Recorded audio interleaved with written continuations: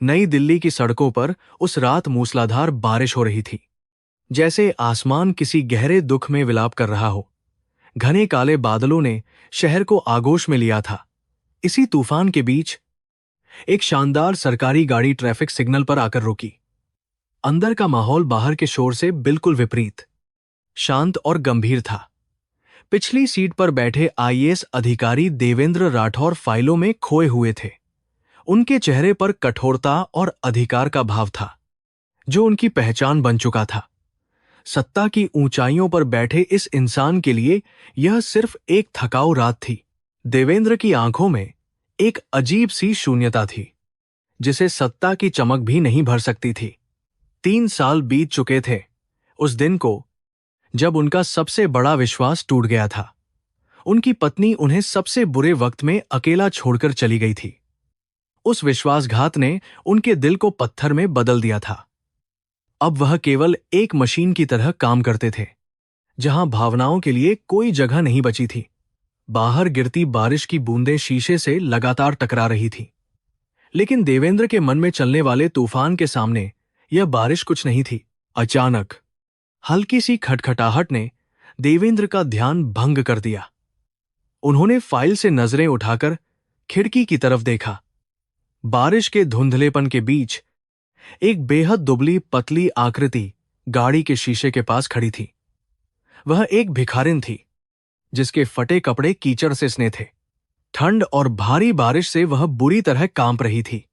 उसका एक हाथ शीशे पर था और उंगलियां कुपोषित लग रही थीं।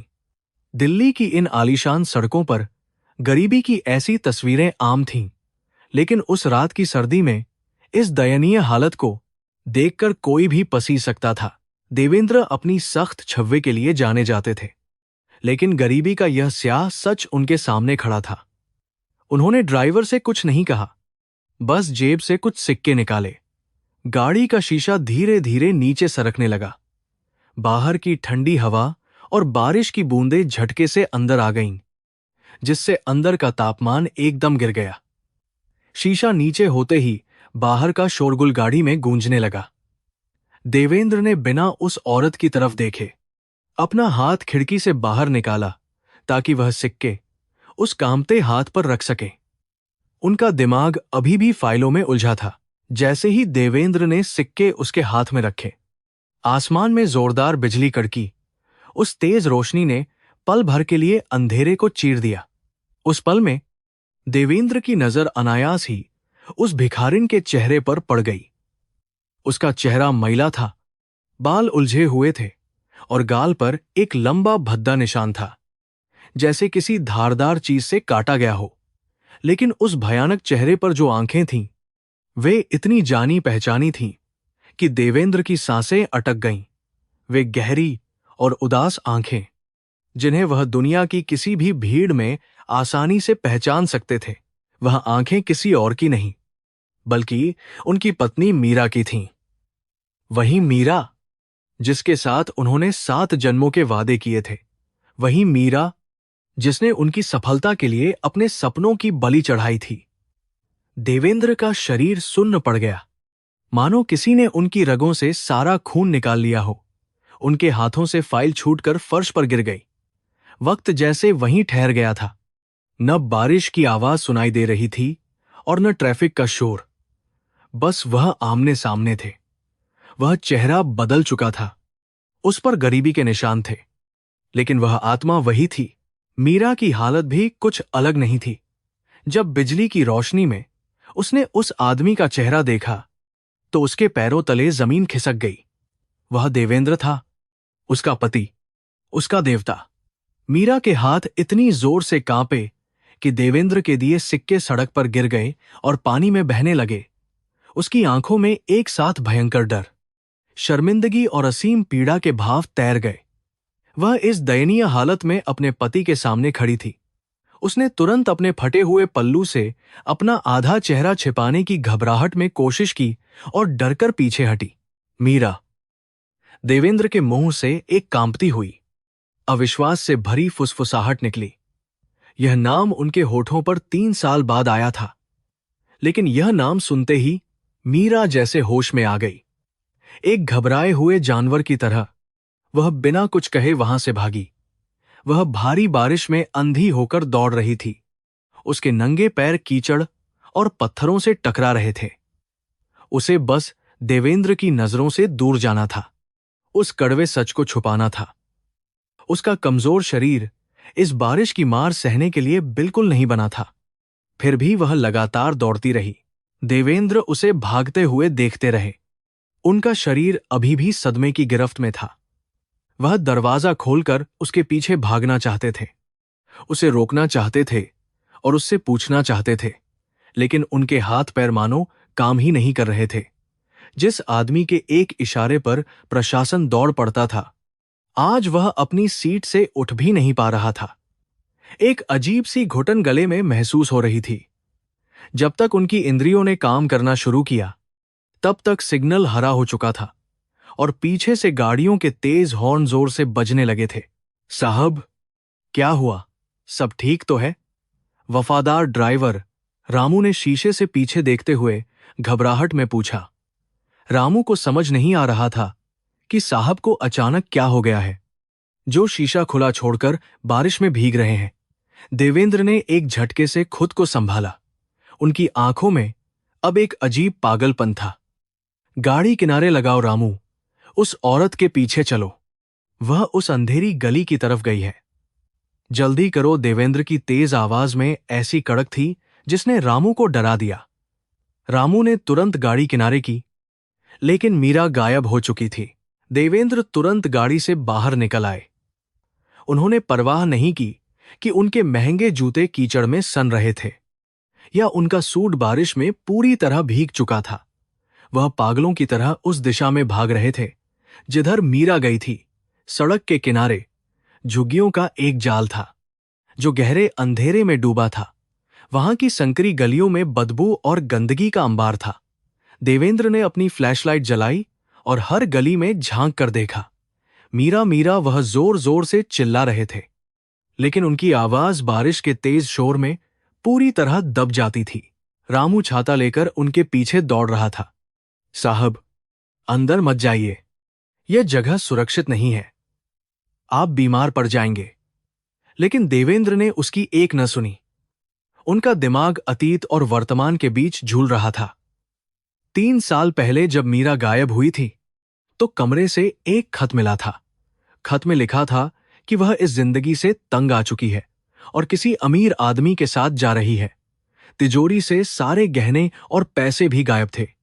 देवेंद्र की मां सावित्री देवी ने कहा था कि वह हमेशा से एक लालची और धोखेबाज औरत थी। उस दिन के बाद से देवेंद्र ने मीरा से नफरत करना सीख लिया था। उन्होंने अपनी ऊर्जा पढ़ाई में लगा दी थी और कठिन परीक्षा पास करके आईएएस बने थे। उन्होंने खुद से वादा किया था कि वह इतना ऊंचा मुकाम हासिल करेंगे कि मीरा को पछतावा होगा। लेकिन आज यह सब क्या था?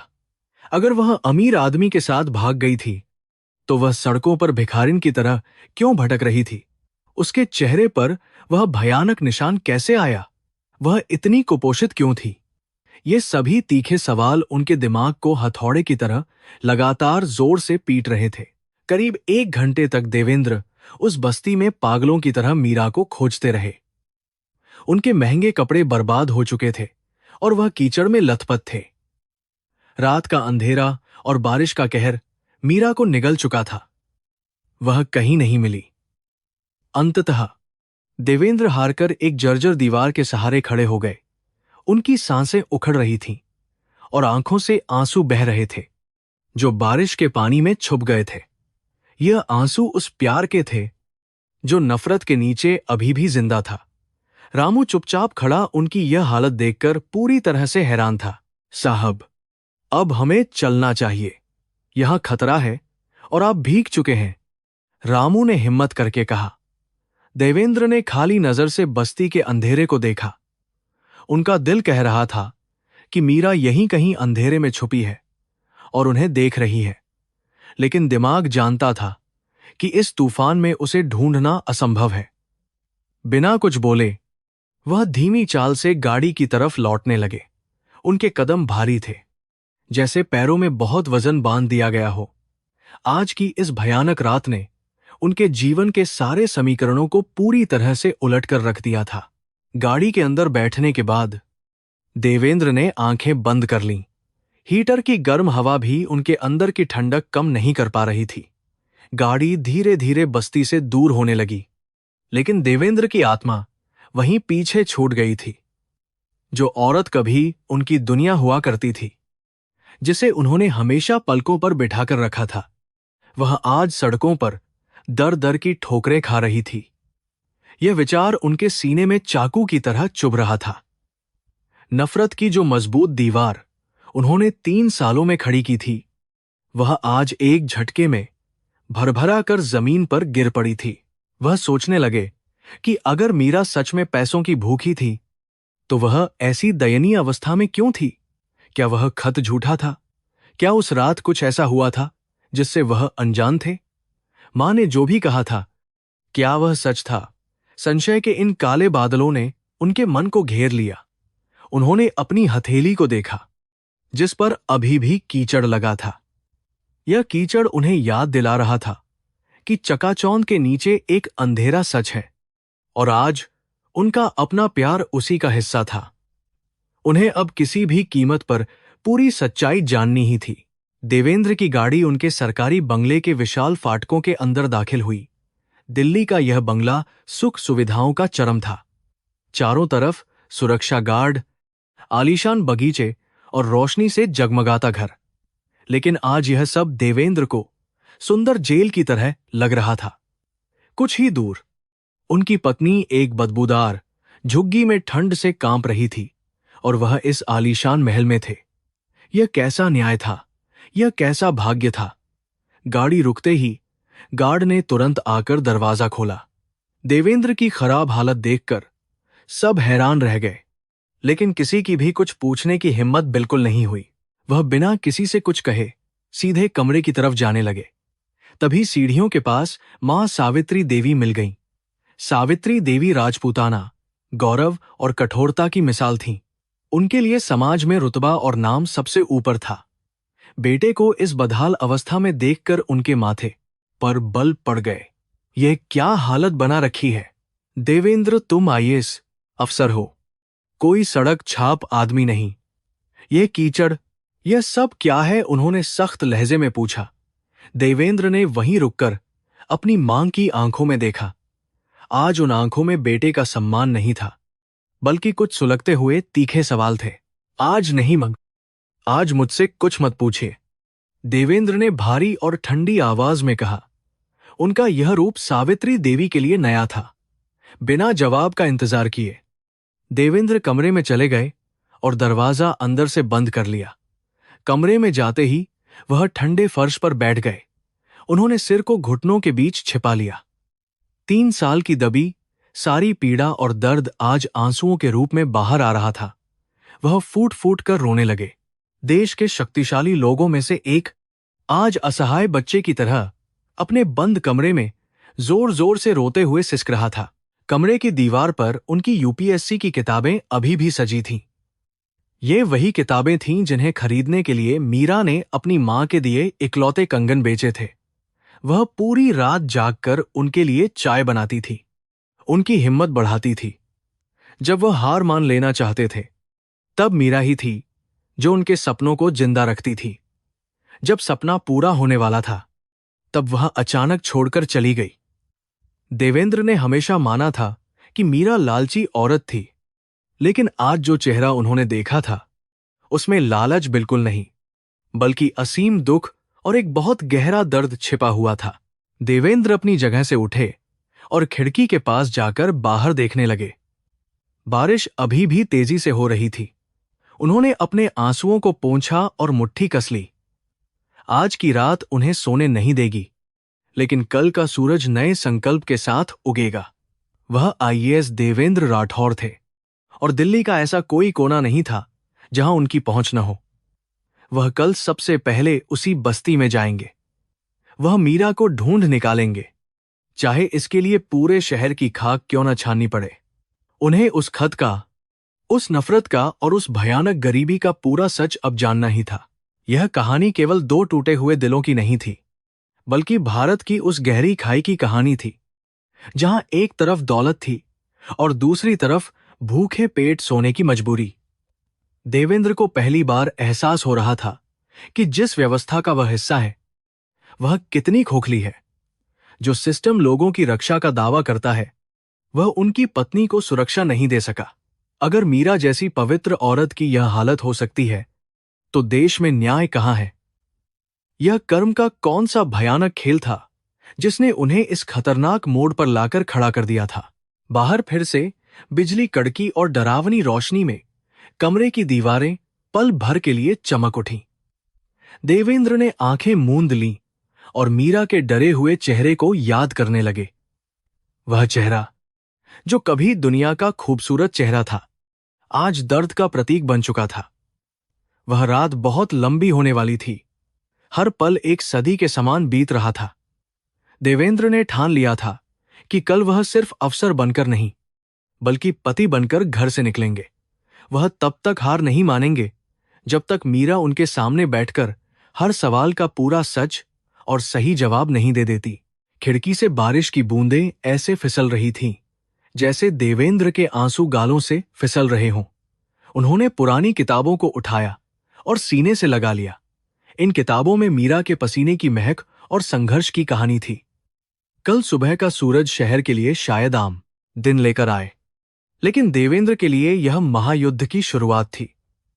यह एक ऐसा युद्ध था जो उन्हें अपने अतीत से, बुने झूठ से और समाज की क्रूर व्यवस्था से लड़ना था। उनका प्यार अभी मरा नहीं था। वह बस उस गहरे कीचड़ के नीचे कहीं दबकर पूरी तरह से रह गया था। देवेंद्र की रात एक भयानक सपने की तरह बीत रही थी, जिसमें नींद का कोई नामोनिशान नहीं था। अपने शानदार बंगले के विशाल बेडरूम में वह बार बार केवल करवटें बदल रहे थे। खिड़की के बाहर बारिश का शोर लगातार जारी था, लेकिन उनके दिमाग के भीतर का तूफान बहुत अधिक विनाशकारी था। मीरा का वह डरा हुआ और घावों से भरा चेहरा आंखों के सामने से बिल्कुल नहीं हट रहा था। जो औरत कभी उनकी जिंदगी का हिस्सा थी, वह आज झुग्गियों में एक भिखारिन का जीवन कैसे जी रही थी? यह एक कठोर सवाल उनके सीने में बहुत गहराई तक चुभ रहा था। उनकी यादें अचानक उन्हें दिल्ली की चकाचौंध से दूर वाराणसी के पवित्र घाटों पर ले गईं, जहां उनकी प्रेम कहानी की शुरुआत हुई थी। गंगा नदी का शांत किनारा, जहां शाम की आरती की गूंज और दियों की रोशनी एक ईश्वरीय माहौल बनाती थी। देवेंद्र उस समय एक साधारण छात्र थे, जिनकी आंखों में बस आईएएस बनने का बहुत बड़ा सपना था। वहीं उन्होंने पहली बार मीरा को देखा था, जो घाट पर फूलों की टोकरी बेच रही थी। उसकी सादगी, मासूम मुस्कान और गहरी आंखों में एक ऐसी कशिश थी जिसने देवेंद्र के दिल को पूरी तरह से जीत लिया था। मीरा एक बहुत ही गरीब परिवार से ताल्लुक रखती थी, जिसके सिर पर माता पिता का साया नहीं था। वह बूढ़ी दादी के साथ एक छोटी कुटिया में रहती थी और दिन रात कड़ी मेहनत करके अपना गुजारा करती थी।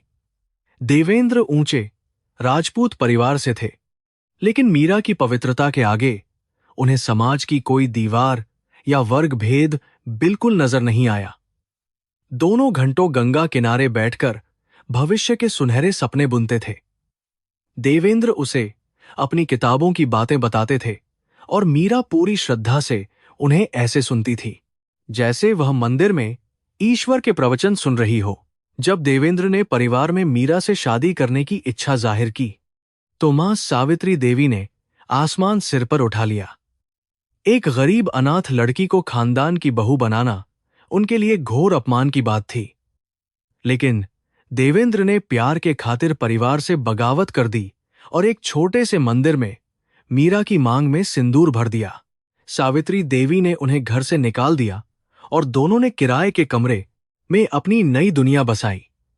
वह समय उनके जीवन का सबसे कठिन लेकिन प्यार से भरा हुआ सबसे सुंदर और स्वर्णिम दौर था। देवेंद्र की यूपीएससी तैयारी के लिए बहुत पैसों की जरूरत थी और किताबें बेहद महंगी आती थीं। मीरा ने उनके इस सपने को अपना सपना बना लिया था।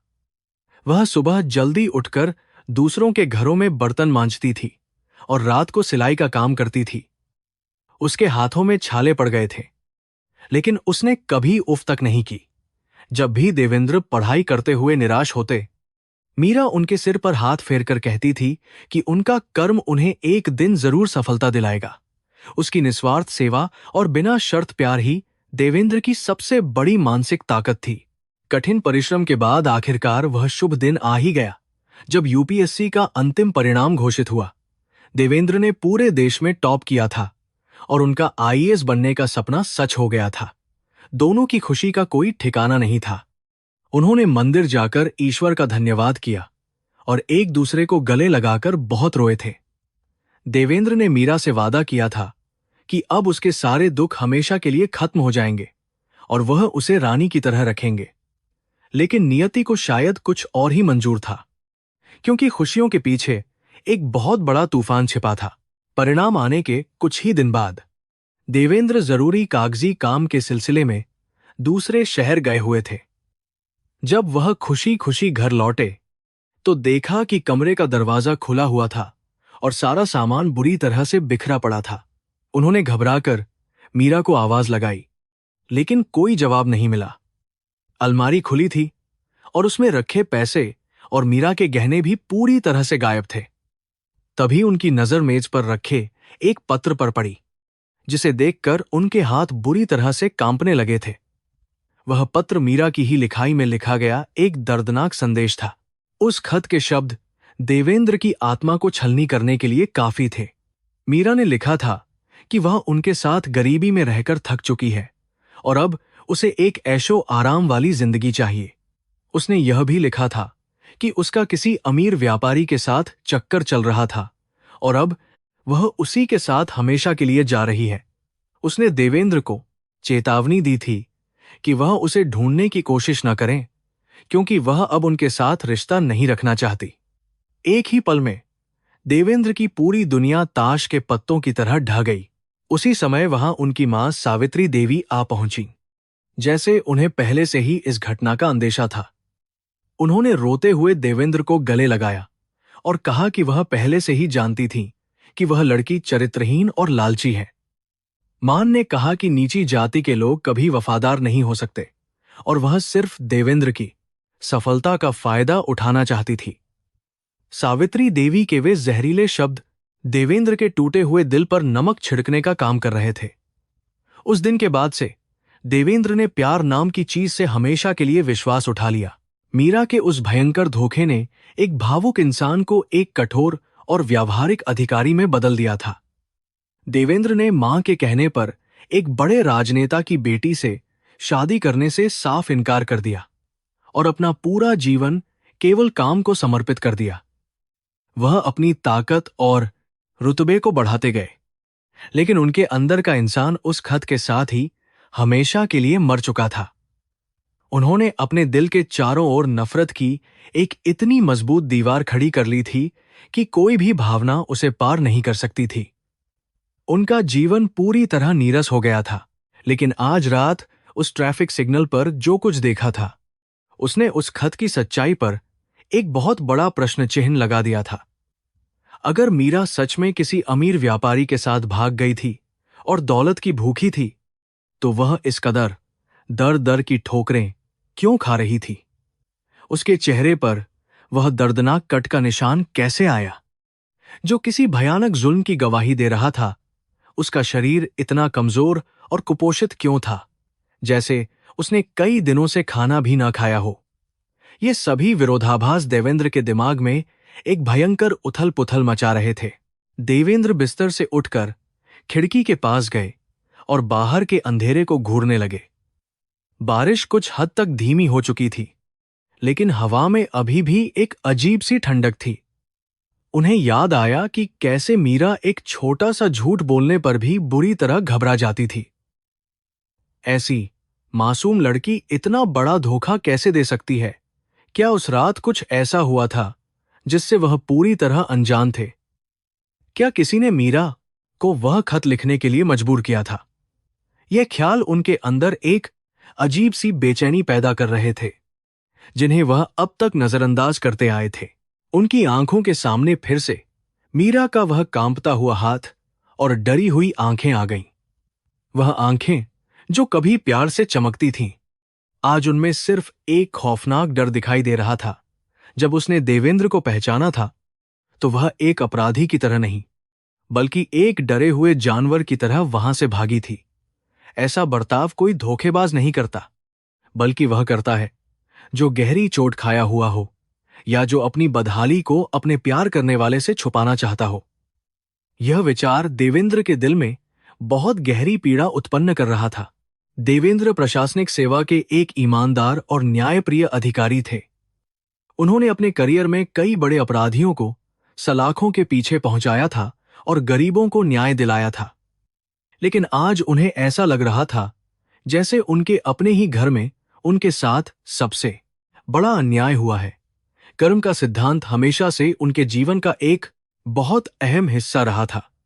उनका मानना था कि इंसान जो करता है उसका फल उसे इसी जन्म में भुगतना पड़ता है।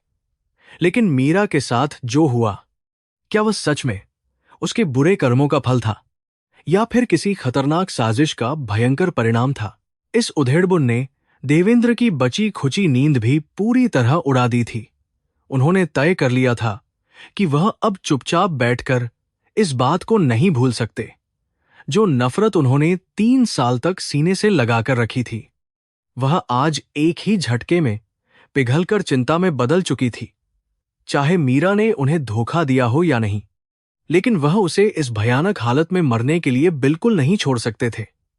वह उनका पहला और आखिरी प्यार थी और उस प्यार का कर्ज चुकाना अब उनके जीवन का एकमात्र लक्ष्य बन गया था, चाहे इसके लिए कुछ भी करना पड़े। धीरे धीरे रात का घना अंधेरा छंटने लगा और सुबह की पहली किरण ने देवेंद्र के कमरे में दस्तक दी। यह एक नई सुबह थी जो अपने साथ कई कठिन सवाल और एक नई जिम्मेदारी लेकर आई थी। देवेंद्र ने गहरी सांस ली और अपने आंसुओं को पोंछकर खुद को संभाला। वह वॉशरूम गए और ठंडे पानी से चेहरे को धोया ताकि रात भर की थकान और तनाव को दूर कर सकें। जब उन्होंने आईने में खुद को देखा तो उन्हें अपना ही अक्स कुछ बदला हुआ सा लगा। आज उनके चेहरे पर सरकारी कठोरता नहीं थी, बल्कि एक पति की तड़प स्पष्ट दिखाई दे रही थी। देवेंद्र ने जल्दी से कपड़े बदले और साधारण सा लिबास पहना ताकि वह बस्ती में किसी का ध्यान अपनी ओर ज्यादा आकर्षित न कर सके। उन्होंने अलमारी से अपनी निजी रिवॉल्वर निकाली और उसे बेल्ट में लगा लिया, क्योंकि दिल्ली की झुग्गियों में अकेले जाना कभी-कभी बहुत खतरनाक साबित हो सकता था। उनका मन किसी भी अनजान खतरे से निपटने के लिए पूरी तरह तैयार था। वह बिना नाश्ता किए और बिना सुरक्षा गार्ड को साथ लिए चुपचाप अपने बंगले के पिछले दरवाजे से बाहर निकल गए ताकि उनकी मां सावित्री देवी को उनके इस कदम की कोई भी भनक बिल्कुल न लग सके। सुबह की ठंडी हवा चेहरे से टकरा रही थी, लेकिन उनके भीतर अजीब सी गर्मी महसूस हो रही थी। उन्होंने खुद गाड़ी ड्राइव की और उसी जगह की ओर निकल पड़े जहां कल रात मीरा को देखा था। बारिश के बाद दिल्ली की सड़कें धुली हुई लग रही थी, लेकिन जैसे जैसे वह बस्ती के करीब पहुंच रहे थे, गरीबी और गंदगी का नजारा फिर से सामने आने लगा। टूटी फूटी सड़कें, 5 पार्च, फूटी फूटी बहते गंदे नाले और कूड़े के बड़े बड़े ढेर इस बात की गवाही दे रहे थे कि यह शहर का वह हिस्सा है जिसे विकास ने पूरी तरह से भुला दिया है और पीछे छोड़ दिया है। देवेंद्र ने अपनी गाड़ी सुरक्षित दूरी पर खड़ी की और पैदल ही बस्ती के संकरे और गंदे रास्तों की ओर बढ़ चले। कल रात के अंधेरे में जो जगह डरावनी लग रही थी, वह आज सुबह की रोशनी में और भी दयनीय दिखाई दे रही थी। छोटे छोटे बच्चे कीचड़ में खेल रहे थे। महिलाएं पानी के लिए लंबी लाइनों में खड़ी आपस में झगड़ रही थीं और कुछ पुरुष नशे की हालत में इधर उधर पड़े थे। इस दृश्य को देखकर देवेंद्र का दिल दर्द से भर गया। उन्हें यह सोचकर ही घबराहट हो रही थी कि मीरा इस भयानक नरक में कैसे अपना जीवन बिता रही होगी। उन्होंने बस्ती के लोगों से पूछताछ शुरू की। उन्होंने मीरा का हुलिया बताया और पूछा कि क्या किसी ने उस चेहरे पर कट के निशान वाली औरत को देखा है। कुछ लोगों ने शक की नजर से देवेंद्र को देखा, क्योंकि उनके साधारण कपड़ों के बावजूद उनके चेहरे पर एक अधिकारी का तेज स्पष्ट रूप से झलक रहा था। बस्ती के लोग अक्सर पुलिस और सरकारी अधिकारियों से डरते थे और बात करने से कतराते थे। इसलिए देवेंद्र को उनसे जानकारी निकलवाने में काफी मशक्कत करनी पड़ रही थी। लेकिन वो हार मानने वाले नहीं थे। उनका संकल्प हिमालय की तरह मजबूत और बिल्कुल अडिग था। जैसे जैसे वह बस्ती के अंदर जाते गए, बदबू और गंदगी का आलम बढ़ता गया। एक छोटे से चाय की दुकान पर खड़े कुछ मजदूरों ने देवेंद्र की बात सुनी। उनमें से एक बुजुर्ग मजदूर ने बीड़ी बुझाते हुए खांस कर कहा कि यहां रोज न जाने कितने भिखारी आते हैं और मर जाते हैं। किसी के पास इतना समय नहीं है कि दूसरों का हिसाब रखे। यह कठोर सच सुनकर देवेंद्र की आत्मा कांप गई। जिस समाज में एक इंसान की जिंदगी की कीमत नहीं थी, वहां वह अपनी अमूल्य पत्नी को ढूंढ रहे थे, जिसने कभी उनके लिए अपनी पूरी जिंदगी को दांव पर लगा दिया था। तभी एक छोटे बच्चे ने देवेंद्र के पैंट को खींचा। उसके कपड़े फटे हुए थे और चेहरे पर मिट्टी लगी थी। उसने तोतली आवाज में कहा कि वह उस औरत को जानता है जो रात को बारिश में रोती है और जिसका चेहरा खराब है। बच्चे की इस बात ने देवेंद्र के दिल की धड़कनों को तेज कर दिया। उन्होंने घुटनों के बल बैठकर उस बच्चे के कंधे को प्यार से पकड़ा और कहा कि वह उसे उसके पास ले चले। बच्चे ने छोटी सी उंगली से बस्ती के सबसे अंधेरे और खतरनाक हिस्से की तरफ इशारा किया, जहां तक सूरज की रोशनी भी मुश्किल से पहुंचती थी। देवेंद्र उस छोटे बच्चे के पीछे पीछे बस्ती के उस अंधेरे हिस्से की ओर बढ़ने लगे, जहां इंसानियत दम तोड़ती हुई नजर आ रही थी। कीचड़ और बजबजाती नालियों के बीच से गुजरते हुए उनका मन इसी सोच में डूब रहा था कि क्या मीरा सच में इस नरक में रह रही है। दोनों तरफ पॉलीथीन और टूटे टीन से बनी झुग्गियां थीं, जिनमें से सीलन और सड़े हुए कूड़े की भयंकर बदबू आ रही थी। उन्होंने गरीबी के आंकड़े फाइलों में बहुत देखे थे, लेकिन आज यह नंगा सच उनके सामने साक्षात खड़ा था, जो उनकी आत्मा को बुरी तरह से झकझोर रहा था। सत्ता के गलियारों में चलने वाले देवेंद्र आज दिल्ली के सबसे गंदे कूड़ेदान के बीच खड़े थे।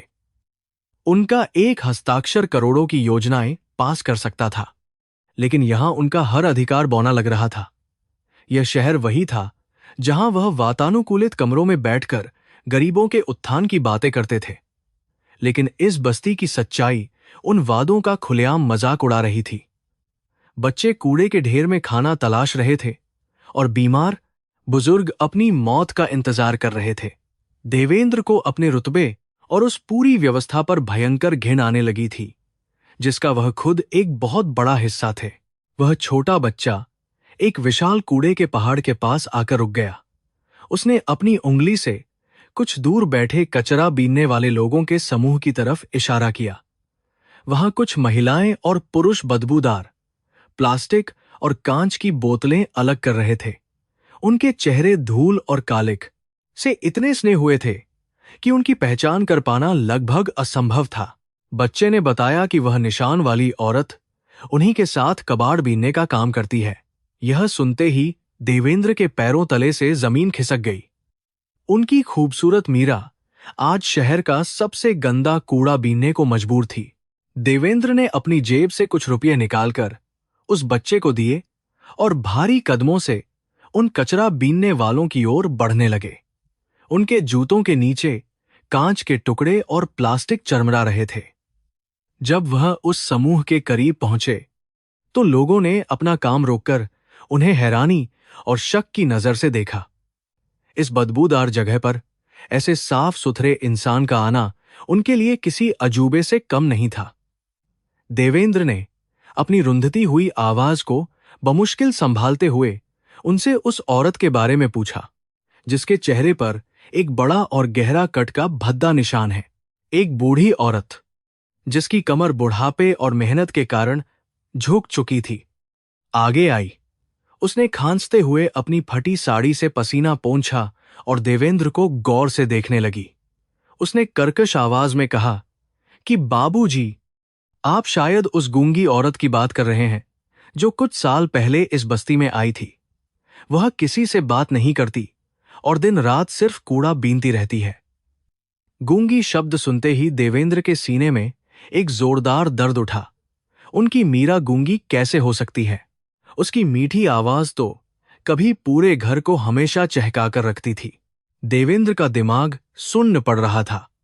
क्या 3 सालों की भयानक यातना ने मीरा की आवाज छीन ली थी, या फिर उसने पहचान छुपाने के लिए जानबूझकर खामोशी ओढ़ ली थी? देवेंद्र ने कांपते हुए हाथों से उस बूढ़ी औरत के कंधे को पकड़ा और गिड़गिड़ाते हुए पूछा कि वह औरत इस वक्त कहाँ मिलेगी। उनका यह रूप देखकर बूढ़ी औरत हैरान रह गई, क्योंकि बड़े लोग कभी गरीबों के सामने नहीं गिड़गिड़ाते। उसने बस्ती के सबसे आखिरी छोर की तरफ इशारा करते हुए कहा कि वह अपनी झोपड़ी में होगी, क्योंकि वह आज सुबह काम पर नहीं आई है। देवेंद्र बिना एक पल गनवाए उसी दिशा में तेजी से दौड़ पड़े। उनके मन में बस एक ही रट थी कि किसी तरह मीरा को सुरक्षित देख लें। रास्ता बहुत संकरा और खतरनाक था। हर कदम पर गंदा पानी और सड़ा हुआ कचरा उनके पैरों से लिपट रहा था। सूअर और आवारा कुत्ते आसपास मंडरा रहे थे। यह एक ऐसी जगह थी जहां सूरज की रोशनी भी पहुंचने से कतराती थी। हवा में बीमारियों और सड़ांध का ऐसा भयंकर मिश्रण था कि किसी आम इंसान का दम घुट जाए। लेकिन देवेंद्र को अब किसी बदबू या गंदगी से कोई भी फर्क नहीं पड़ रहा था। आखिरकार वह बस्ती के उस अंतिम छोर पर पहुंच ही गए। वहां एक नाले के किनारे कुछ फटे हुए तिरपाल और टूटी लकड़ियों से बनी एक बेहद छोटी सी झोपड़ी खड़ी थी। यह झोपड़ी इतनी नीची थी कि कोई इंसान इसमें सीधा खड़ा नहीं हो सकता था। झोपड़ी के बाहर कुछ प्लास्टिक की थैलियां और कबाड़ का सामान बिखरा पड़ा था। बारिश के कारण झोपड़ी की छत से पानी टपक रहा था और अंदर की जमीन गीली हो चुकी थी। देवेंद्र के कदम वहीं ठिठक गए। उनके अंदर का शक्तिशाली आईएएस अधिकारी इस भयानक दृश्य को देखकर पूरी तरह से टूटकर बिखर रहा था। उन्होंने धीरे से झोपड़ी की तरफ कदम बढ़ाया। उनका दिल इतनी जोर से धड़क रहा था मानो वह पसलियां तोड़कर बाहर आ जाएगा। तभी उन्हें अंदर से एक बेहद कमजोर और दर्दनाक खांसी की आवाज सुनाई दी। यह खांसी इतनी भयंकर थी कि सुनने वाले की रूह कांप जाए, जैसे फेफड़े फटकर बाहर आने वाले हों। देवेंद्र ने उस आवाज को तुरंत पहचान लिया। यह उनकी मीरा की ही आवाज थी, लेकिन इसमें अब पुरानी खनक नहीं बची थी, बल्कि मौत के करीब पहुंचने की खौफनाक गूंज थी। उनके आंखों से आंसुओं का एक सैलाब बह निकला जो रुकने का नाम नहीं ले रहा था। पिछले 3 सालों से देवेंद्र ने इस औरत से केवल नफरत की थी। उन्होंने खुद को विश्वास दिला दिया था कि वह ऐशो आराम की जिंदगी जी रही होगी और उन्होंने उसे भुला देने की कसम खाई थी। लेकिन आज इस सड़े हुए नाले के किनारे मौत से लड़ती उस औरत की खांसी ने उनके सारे घमंड और नफरत को राख कर दिया था। वह खत, वह धोखा, वह मां की बातें, सब कुछ इस भयानक वास्तविकता के सामने एक क्रूर मजाक लग रहा था। देवेंद्र को महसूस हुआ कि असली अपराधी मीरा नहीं, बल्कि वह खुद और यह जालिम समाज है। उन्होंने गहरी सांस ली और कांपते हाथों से झोपड़ी के फटे तिरपाल को धीरे से हटाया। अंदर का दृश्य इतना हृदय विदारक था कि दुनिया का सबसे कठोर इंसान भी खून के आंसू रो पड़े। झोपड़ी के अंदर मुश्किल से सूरज की हल्की सी रोशनी पहुंच रही थी। सीलन भरी उस अंधियारी कोठरी में एक कोने में कुछ पुराने फटे हुए बोरे बिछे थे। उन्हीं बोरों पर एक हड्डियों का ढांचा सिकुड़ कर लेटा हुआ था। वह इंसान दर्द से कराह रहा था और हर खांसी के साथ उसका कमजोर शरीर बुरी तरह से हिल रहा था। देवेंद्र दरवाजे पर ही पत्थर की तरह जम गए। उस धुंधली रोशनी में देवेंद्र ने मीरा को देखा। उसके शरीर पर एक मैली और फटी हुई सूती साड़ी थी, जो उसके कमजोर जिस्म को ढंग से ढक भी नहीं पा रही थी।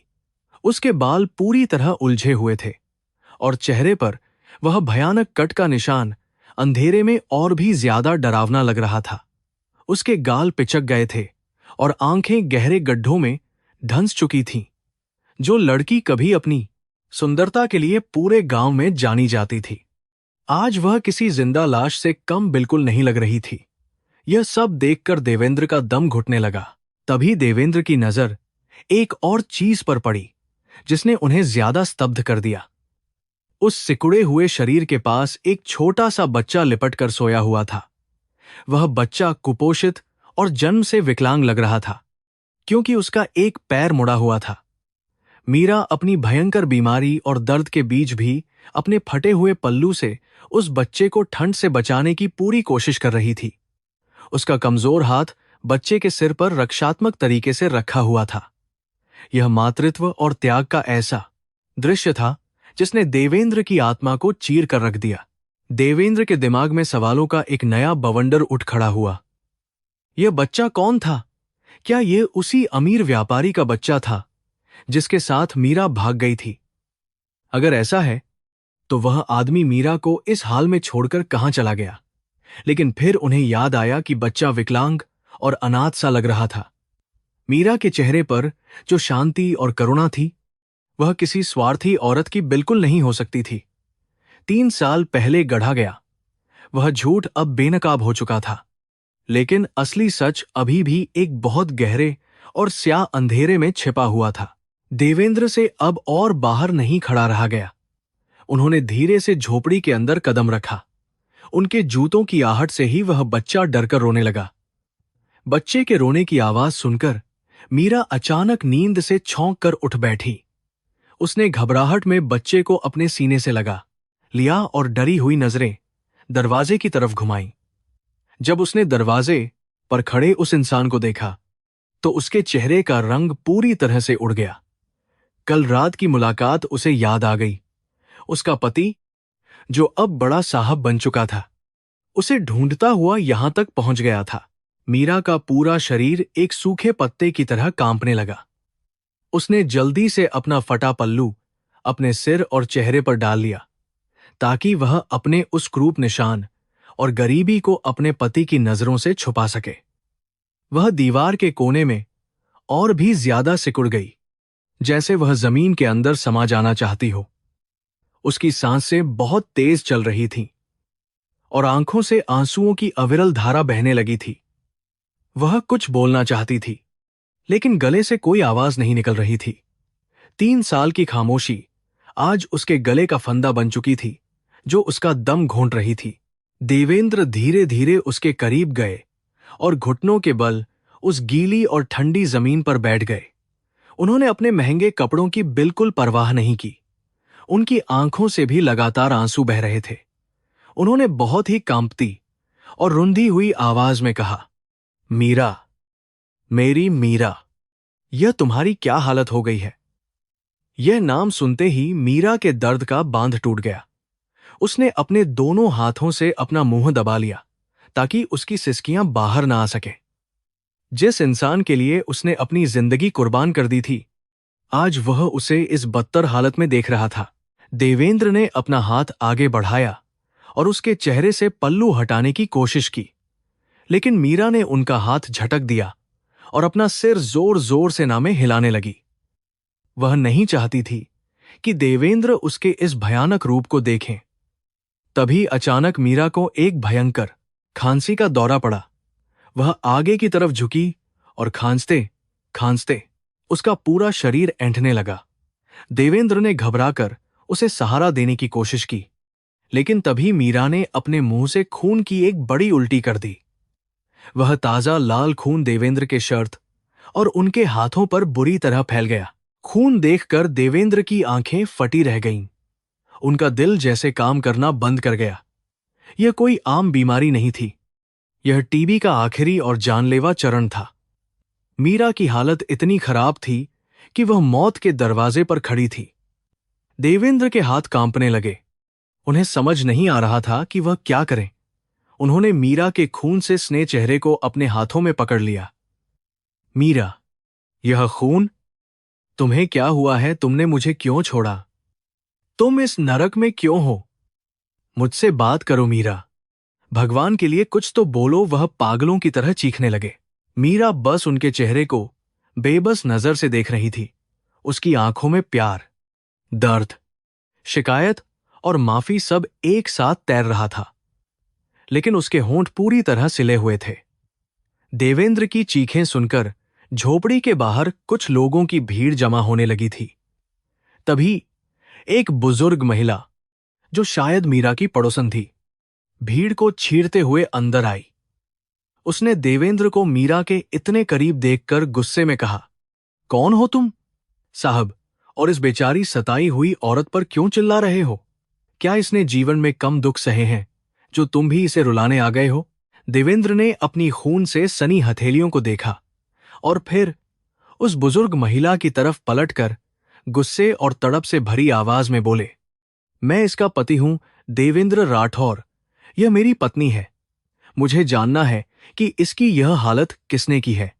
यह यहां इस गंदी जगह पर क्या कर रही है, और यह बच्चा किसका है? देवेंद्र की। बात सुनकर झोपड़ी में अचानक भयंकर सन्नाटा छा गया। वह बूढ़ी औरत कुछ पल के लिए अवाक रह गई। उसने देवेंद्र को ऊपर से नीचे तक गौर से देखा और फिर एक बहुत ही गहरी आह भरकर जमीन पर बैठ गई। बूढ़ी औरत ने मीरा की तरफ करुणा भरी नजरों से देखा। मीरा ने अपने हाथ जोड़कर उस बूढ़ी औरत को कुछ भी बोलने से मना करने की कोशिश की, लेकिन बूढ़ी औरत ने उसकी एक न सुनी। उसने देवेंद्र की आंखों में आंखें डालते हुए कहा, तो तुम ही वह पत्थर दिलपति हो जिसके लिए इस पगली ने अपनी पूरी जिंदगी नरक बना ली। तुम पूछ रहे हो कि इसकी यह हालत किसने की है?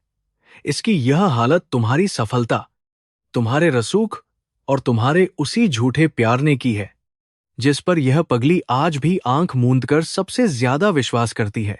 देवेंद्र यह सुनकर सुन्न रह गए। उनका दिल जोर जोर से धड़क रहा था। वह बूढ़ी औरत अब उन राज्यों से पर्दा उठाने वाली थी जो पिछले 3 सालों से घने अंधेरे में दफन थे। वह सच्चाई जो शायद देवेंद्र के रसूख और उनके जीवन के हर उसूल को हमेशा के लिए चकनाचूर कर देने वाली थी, अब धीरे धीरे उनके सामने आने वाली थी। बस्ती की बदबू के बीच एक बहुत बड़ी और भयानक सच्चाई की गंध अब हवा में फैल रही थी। देवेंद्र ने अपनी सांसें रोक लीं और उस बूढ़ी औरत के अगले शब्दों का बड़ी बेसब्री और खौफ के साथ इंतजार करने लगे। बूढ़ी औरत की कड़वी बातें सुनकर देवेंद्र के रोंगटे खड़े हो गए। झोपड़ी की घुटन भरी हवा में जैसे कोई बहुत बड़ा रहस्य खुलने वाला था। मीरा ने अपने कमजोर और कांपते हाथों को जोड़कर उस बूढ़ी औरत के सामने गिड़गिड़ाने की कोशिश की ताकि वह आगे कुछ न बोले। उसकी आंखों से आंसुओं की अविरल धारा बह रही थी जो रुकने का नाम नहीं ले रही थी। लेकिन बूढ़ी औरत ने मीरा के उन कमजोर हाथों को अपने हाथों में पकड़ लिया और देवेंद्र की आंखों में सीधे देखते हुए कहा कि आज इस अंधेरे को छंटना ही होगा। बूढ़ी औरत ने एक गहरी सांस ली और अतीत के पन्ने पलटते हुए कहा कि आज से ठीक 3 साल पहले की यह खौफनाक रात थी जब यह बेचारी लड़की इस गंदी बस्ती में आई थी। तब इसके शरीर पर सिर्फ एक फटी हुई सूती साड़ी थी।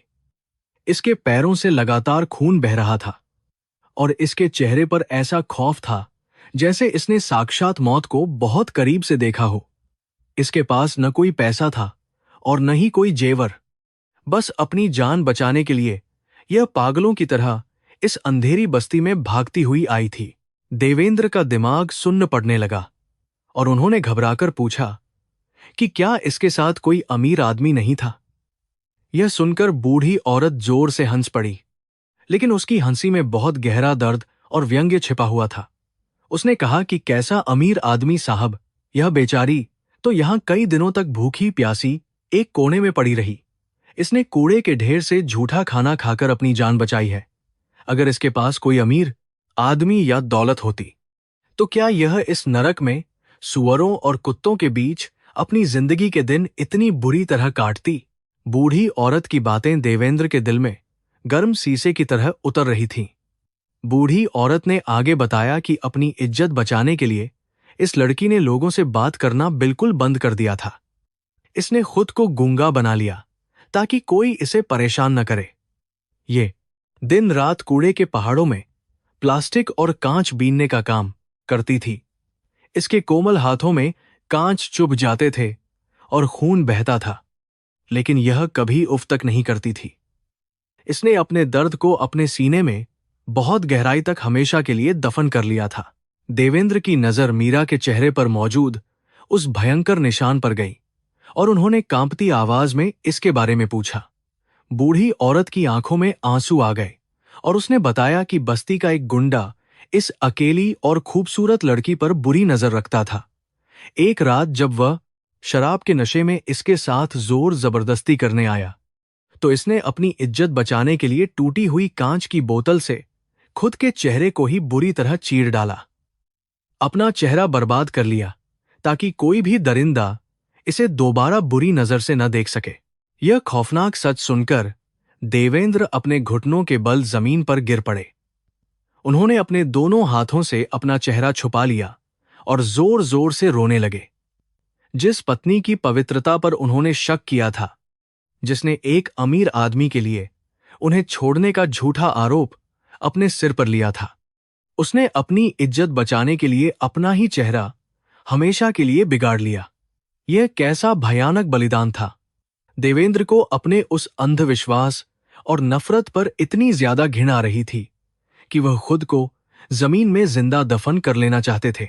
देवेंद्र ने आंसुओं से भरी आंखों से उस छोटे और विकलांग बच्चे की तरफ देखा जो मीरा से लिपटा हुआ था। बूढ़ी औरत ने बताया कि यह बच्चा इसे कूड़े के ढेर में लावारिस हालत में रोता हुआ मिला था। दुनिया ने जिसे मरने के लिए फेंक दिया था, उसे तुम्हारी इस पत्नी ने अपने सीने से लगा लिया। यह खुद कई दिनों तक भूखी रहती थी, लेकिन कूड़ा बेचकर जो भी चंद सिक्के मिलते थे उनसे इस अनाथ बच्चे के लिए हमेशा दूध खरीद कर लाती थी। इसने इस बच्चे को अपनी जान से भी ज्यादा प्यार दिया। देवेंद्र की आत्मा पूरी तरह से छलनी हो चुकी थी। उन्होंने मीरा की तरफ देखा जो अभी भी डरी हुई थी और दीवार से सटकर बैठी हुई थी। वह सोच रहे थे कि उनकी पत्नी ने इतने बड़े दुख अकेले कैसे सहे होंगे। वह दिल्ली की सड़कों पर बेखौफ घूमते थे और उनकी पत्नी इसी शहर के एक अंधेरे कोने में अपनी जिंदगी के लिए हर दिन एक भयानक युद्ध लड़ रही थी। उनकी सत्ता, उनका रुतबा और उनकी सारी दौलत इस झोपड़ी के दरवाजे पर आकर पूरी तरह से राख में तब्दील हो चुकी थी। देवेंद्र ने आगे खिसककर मीरा के ठंडे और कमजोर हाथों को अपने हाथों में ले लिया। उन्होंने सिसकते हुए मीरा से पूछा कि अगर यह सब सच है तो तुमने मुझे वह खत क्यों लिखा था? तुमने उसमें यह क्यों लिखा कि तुम किसी और से प्यार करती हो और मेरे सारे पैसे लेकर भाग रही हो? आखिर तुम्हें यह सब भयानक झूठ लिखने के लिए किसने मजबूर किया था? देवेंद्र के इन तीखे सवालों को सुनकर मीरा बुरी तरह रोने लगी और उसने अपना सिर दीवार पर जोर जोर से पटकना शुरू कर दिया। मीरा अपने दोनों हाथों से अपने सिर को पीट रही थी, जैसे वह अपने पुराने और भयानक अतीत को याद नहीं करना चाहती हो। वह कुछ भी बोलने में पूरी तरह असमर्थ थी। बस उसकी आंखों से बहते आंसू उसकी बेगुनाही की सबसे बड़ी गवाही दे रहे थे। उसने कांपती हुई उंगली से ऊपर आसमान की तरफ इशारा किया, जैसे वह कहना चाहती हो कि जो कुछ भी हुआ उसका हिसाब सिर्फ भगवान ही जानता है। वह अभी भी उस खौफनाक इंसान का नाम बताने से डर रही थी जिसने उसकी जिंदगी को इस कदर नरक बना दिया था। तभी उस बूढ़ी औरत ने झोपड़ी के एक अंधेरे कोने से जंग लगा हुआ एक बहुत ही पुराना लोहे का छोटा सा बक्सा निकाला। उसने देवेंद्र की तरफ वह बक्सा बढ़ाते हुए कहा कि यह पगली इस डिब्बे को अपनी जान से भी ज्यादा संभाल कर हमेशा अपने पास रखती है, चाहे कितनी भी तेज बारिश हो या कड़ाके की ठंड। यह इस डिब्बे को अपने सीने से लगाकर ही सोती है, कभी किसी को इसे छूने तक नहीं देती। तुम खुद ही खोलकर देख लो कि इसके अंदर तुम्हारी पत्नी ने कौन सा अनमोल खजाना छुपा रखा है। देवेंद्र के हाथ बुरी तरह कांप रहे थे जब उन्होंने उस पुराने बक्से को खोलने की कोशिश की। बक्से का ढक्कन खुलते ही अंदर का नजारा देखकर देवेंद्र के दिल की धड़कन जैसे पूरी तरह से रुक गई। उस बक्से में कोई जेवर या पैसे बिल्कुल नहीं थे। वहां सिर्फ पुराने अखबारों की कटी हुई कुछ पर्चियां थीं, जिनमें देवेंद्र के आईएएस बनने और उनके अच्छे कामों की खबरें छपी थीं। इसके अलावा वहां देवेंद्र की एक पुरानी धुंधली तस्वीर और मीरा का वह टूटा हुआ मंगलसूत्र रखा था जिसे वह कभी गले में पहनती थी। उन कागजों को देखकर देवेंद्र फूट फूट कर रो पड़े। उनका रुतबा और उनका घमंड आंसुओं के समंदर में पूरी तरह बह गया। यह औरत, जिसे वह सबसे बड़ी धोखेबाज और लालची समझ रहे थे, उसने पिछले 3 सालों से कूड़े के ढेर में बैठकर केवल अपने पति की सफलता का जश्न मनाया था। उसने कभी उन्हें भूलने की कोशिश नहीं की, बल्कि उनकी यादों को अपने सीने से लगाकर इस भयानक नरक में भी जिंदा रही। देवेंद्र ने उस तस्वीर और मंगलसूत्र को अपने माथे से लगा लिया और जोर जोर से चीख कर रोने लगे। देवेंद्र ने अपने आंसुओं को पोंछते हुए बूढ़ी औरत से पूछा कि अगर मीरा के पास कुछ नहीं था तो तिजोरी के सारे पैसे और जेवर कहाँ गए। बूढ़ी औरत ने कड़वाहट भरे स्वर में कहा कि उसे क्या पता कि अमीरों के घरों में क्या क्या गंदे खेल खेले जाते हैं, लेकिन इतना तय है कि जब यह लड़की यहां आई थी तो इसके पास फूटी कौड़ी भी नहीं थी। इसके शरीर पर चोट के भयानक निशान थे, जैसे किसी ने इसे बेरहमी से पीटा हो और घर से धक्के मारकर बाहर निकाल दिया हो। यह सुनते ही देवेंद्र के दिमाग में एक भयानक बिजली सी कौंध गई। अगर मीरा ने पैसे नहीं लिए और वह किसी के साथ नहीं भागी, तो इसका मतलब था कि उनके ही घर में कोई बहुत बड़ी साजिश रची गई थी। उन्हें याद आया कि उस रात केवल उनकी मां सावित्री देवी ही घर की चाबियों के बारे में जानती थी। मां की वे नफरत भरी बातें और मीरा को नीची जाति का बताकर घर से निकालने की उनकी जिद। अचानक देवेंद्र के दिमाग में एक बहुत ही खतरनाक तस्वीर बनाने लगी थी। अचानक मीरा को फिर से खांसी का एक बहुत भयंकर दौरा पड़ा। इस बार खांसी इतनी तेज थी कि उसका पूरा शरीर झटके खा रहा था। देवेंद्र ने तुरंत आगे बढ़कर उसे अपनी बाहों में भर लिया। मीरा के मुंह से खून का एक बड़ा फव्वारा निकला और देवेंद्र की सफेद शर्ट पूरी तरह से लाल हो गई। लेकिन इस बार देवेंद्र को किसी खून या गंदगी से कोई घिन नहीं आ रही थी। उन्होंने अपने महंगे कपड़ों से मीरा के मुंह से बहते हुए उस गाढ़े खून को बहुत ही प्यार से पोंछा।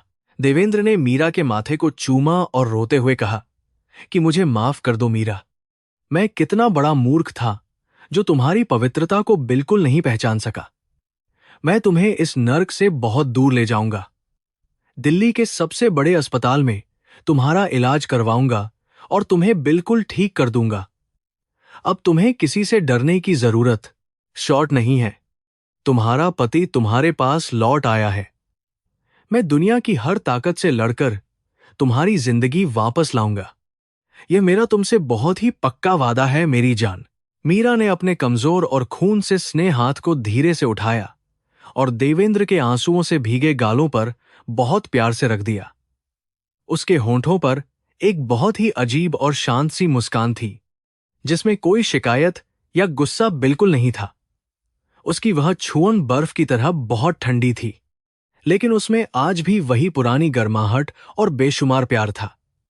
उसने देवेंद्र की आंखों में देखा, जैसे वह कहना चाहती हो कि उसे कोई भी पछतावा नहीं है, क्योंकि उसने अपने पति को एक सफल इंसान बनते देख लिया है। देवेंद्र की छाती दर्द से फटने लगी थी। भारत का एक शक्तिशाली आईएएस अधिकारी, जिसके एक आदेश पर पूरी मशीनरी दौड़ पड़ती थी, आज अपनी पत्नी की जान बचाने के लिए एक टूटी झोपड़ी में बुरी तरह तड़प रहा था। यह कैसी विडंबना थी कि जो इंसान पूरे जिले के अस्पतालों का निरीक्षण करता था, वह आज अपनी पत्नी को एक मामूली सी बीमारी से नहीं बचा पा रहा था। व्यवस्था की यह खोखली सच्चाई देवेंद्र के मुंह पर तमाचा मार रही थी।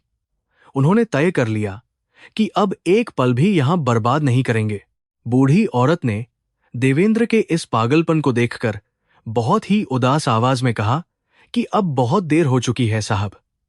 इस भयंकर बीमारी ने इसके फेफड़ों को पूरी तरह से गला दिया है।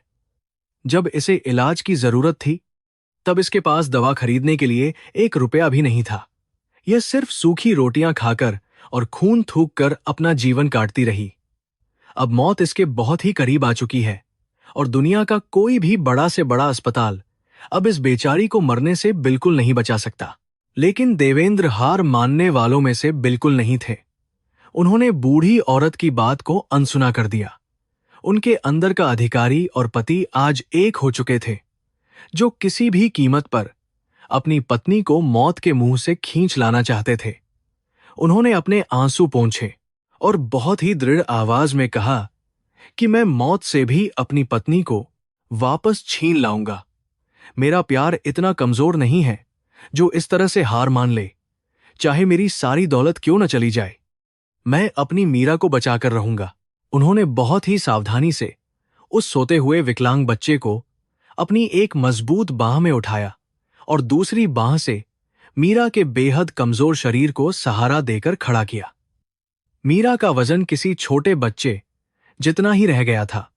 देवेंद्र ने अपनी महंगी जैकेट उतारी और मीरा के खून से स्ने फटे कपड़ों को उससे अच्छी तरह ढक दिया ताकि उसे कोई ठंड न लगे।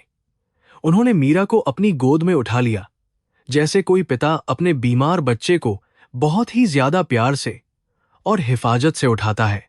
जब देवेंद्र अपनी पत्नी और उस अनाथ बच्चे को गोद में लेकर झोपड़ी से बाहर निकले तो बाहर बस्ती वालों की बहुत बड़ी भीड़ जमा हो चुकी थी।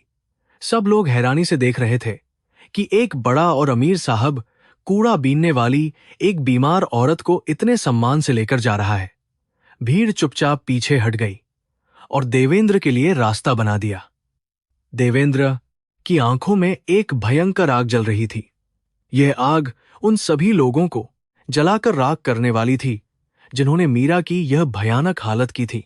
देवेंद्र ने अपनी गाड़ी को दिल्ली के सबसे बड़े और महंगे निजी अस्पताल के आपातकालीन द्वार पर रोक दिया।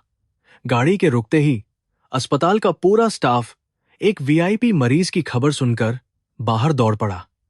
स्ट्रेचर पर मीरा के उस कमजोर और खून से सन्ने शरीर को लिटाया गया। वह नन्हा विकलांग बच्चा अभी भी मीरा के आंचल से लिपटा हुआ बुरी तरह रो रहा था। देवेंद्र ने डॉक्टरों को सख्त हिदायत दी कि किसी भी कीमत पर उनकी पत्नी की जान बचनी चाहिए। उनके चेहरे पर एक ऐसा खौफनाक गुस्सा और खामोशी थी जिसने पूरे अस्पताल प्रशासन को बुरी तरह से डरा कर रख दिया था। जैसे ही मीरा को आईसीयू के अंदर ले जाया गया, देवेंद्र अस्पताल के उस ठंडे और शांत गलियारे में अकेले खड़े रह गए। उनके कपड़ों पर अभी भी मीरा का ताजा खून लगा हुआ था, जो उनके सीने में एक भयंकर आग लगा रहा था। उनका दिमाग अब उन सभी बिखरी हुई कड़ियों को जोड़ने की पूरी कोशिश कर रहा था जो पिछले 3 सालों से एक गहरा रहस्य बनी हुई थी। अगर मीरा ने कोई पैसा नहीं चुराया था और वह किसी के साथ नहीं भागी थी, तो फिर वह खत और वह चोरी आखिर किसकी एक सोची समझी और बहुत ही भयानक साजिश थी। देवेंद्र के पास भारत सरकार की सबसे बड़ी प्रशासनिक ताकत थी और आज वह अपनी इस पूरी ताकत का इस्तेमाल केवल एक सच को बाहर निकालने के लिए करने वाले थे। उन्होंने अपने सबसे वफादार और तेज तर्रार पुलिस अधिकारी दोस्त विक्रम को तुरंत फोन मिलाया। देवेंद्र ने उसे आदेश दिया कि 3 साल पुरानी उस रात की पूरी कॉल डिटेल्स और उनकी मां सावित्री देवी के बैंक खातों की पूरी जानकारी तुरंत निकाली जाए। विक्रम उनके स्वर में छिपे उस भयानक तूफान को भांप गया और उसने बिना कोई सवाल किए आधे घंटे के भीतर सारी गुप्त जानकारी देवेंद्र को भेजने का पक्का वादा किया। जब तक आईसीयू के बंद दरवाजों के पीछे मीरा की सांसों की भयंकर जंग चल रही थी, देवेंद्र के फोन पर विक्रम के भेजे हुए दस्तावेजों का पुलिंदा आ चुका था। उन दस्तावेजों को पढ़ते ही देवेंद्र की आंखों के सामने से एक बहुत ही काला और घिनौना पर्दा हमेशा के लिए हट गया। बैंक के रिकॉर्ड साफ बता रहे थे कि उसी मनहूस रात को सावित्री देवी के खाते से एक बहुत बड़ी रकम शहर के एक कुख्यात गुंडे के खाते में गुपचुप तरीके से ट्रांसफर की गई थी। यह वही गुंडा था जो उस बस्ती में मीरा को बुरी तरह से परेशान करता था। कॉल रिकॉर्ड्स ने एक और खौफनाक सच्चाई को पूरी तरह से नंगा कर दिया था। उस रात सावित्री देवी ने मीरा की बूढ़ी और लाचार दादी के नंबर पर कई बार लगातार फोन किए थे। देवेंद्र समझ गए कि उनकी मां ने मीरा को वह झूठा खत लिखने के लिए कैसे मजबूर किया होगा। उन्होंने निश्चित रूप से मीरा की दादी की जान लेने की बहुत ही भयानक धमकी दी होगी। वह बेचारी अनपढ़ और अनाथ लड़की अपनी इकलौती दादी की जान बचाने के लिए वह सब कुछ लिखने को मजबूर हो गई, जो सावित्री देवी ने अपने शातिर दिमाग से उससे लिखवाना चाहा था। देवेंद्र के हाथ में मौजूद वह फोन गुस्से के कारण बुरी तरह से कांप रहा था। जिस औरत को वह भगवान का दर्जा देते थे, जो समाज में धर्म और मर्यादा की बड़ी बड़ी बातें करती थी, उसी मान ने अपने ही बेटे के प्यार का इतनी बेरहमी से कत्ल कर दिया था। सावित्री देवी का वह सारा राजपूताना झूठा गौरव और उनका वह खोखला खानदानी रुतबा आज देवेंद्र को एक बहुत बड़े और गंदे नाले की तरह बदबूदार लग रहा था। उनके अपने ही खून ने उनके साथ वह भयंकर धोखा किया था, जिसने एक मासूम और पवित्र लड़की की पूरी जिंदगी को हमेशा के लिए नरक बना दिया, बिना एक पल भी गंवाए। देवेंद्र ने अस्पताल की सुरक्षा का पूरा जिम्मा अपने भरोसेमंद गार्ड्स को सौंपा और खुद अपनी गाड़ी लेकर अपने उस आलीशान सरकारी बंगले की तरफ बहुत तेजी से निकल पड़े। उनकी गाड़ी आज दिल्ली की सड़कों पर किसी भूखे शेर की तरह दौड़ रही थी। रास्ते भर उनके दिमाग में बस मीरा का वह खून से सना हुआ चेहरा और वह दर्दनाक खांसी गूंज रही थी। आज वह अपने ही घर में एक ऐसा भयानक तूफान लेकर जा रहे थे, जो उस घर की सारी झूठी और खोखली बुनियाद को हमेशा के लिए जड़ से उखाड़कर पूरी तरह फेंक देने वाला था। जब देवेंद्र की गाड़ी बंगले के बड़े लोहे के गेट के अंदर घुसी, तो उन्होंने हमेशा की तरह हॉर्न नहीं बजाया। वह गाड़ी से इस तरह बाहर निकले जैसे कोई काल किसी की जान लेने आया हो। घर के नौकर उनके चेहरे का वह खौफनाक गुस्सा देखकर बुरी तरह डर गए और चुपचाप अपने अपने काम में लग गए। सावित्री देवी उस समय ड्राइंग रूम में बहुत ही शान से बैठी हुई थी और चांदी के महंगे कप में अपनी सुबह की चाय पी रही थी। उनके चेहरे पर आज भी वही पुराना घमंड और एक बड़े आईएएस अफसर की मां होने का बहुत ही झूठा रुतबा पूरी तरह से छाया हुआ था। देवेंद्र सीधे ड्राइंग रूम में गए और उन्होंने वे सारे कागज और बैंक के रिकॉर्ड बहुत ही जोर से मेज पर फेंक दिए। चाय का कप हिल गया और सावित्री देवी ने बहुत ही हैरानी और गुस्से से अपने बेटे की तरफ देखा। देवेंद्र के कपड़ों पर लगे उस सूखे हुए लाल खून को देखकर वह एक पल के लिए बुरी तरह से घबरा गईं। इससे पहले कि वह कुछ भी पूछ पाती, देवेंद्र ने बहुत ही ठंडी और खतरनाक आवाज में कहा कि यह खून तुम्हारी उस झूठी शान और तुम्हारे उस काले घमंड का है जिसने मेरी पत्नी को जिंदा लाश बना दिया है। सावित्री देवी ने उन कागजों को देखा और उनका चेहरा पल भर में पूरी तरह से सफेद पड़ गया।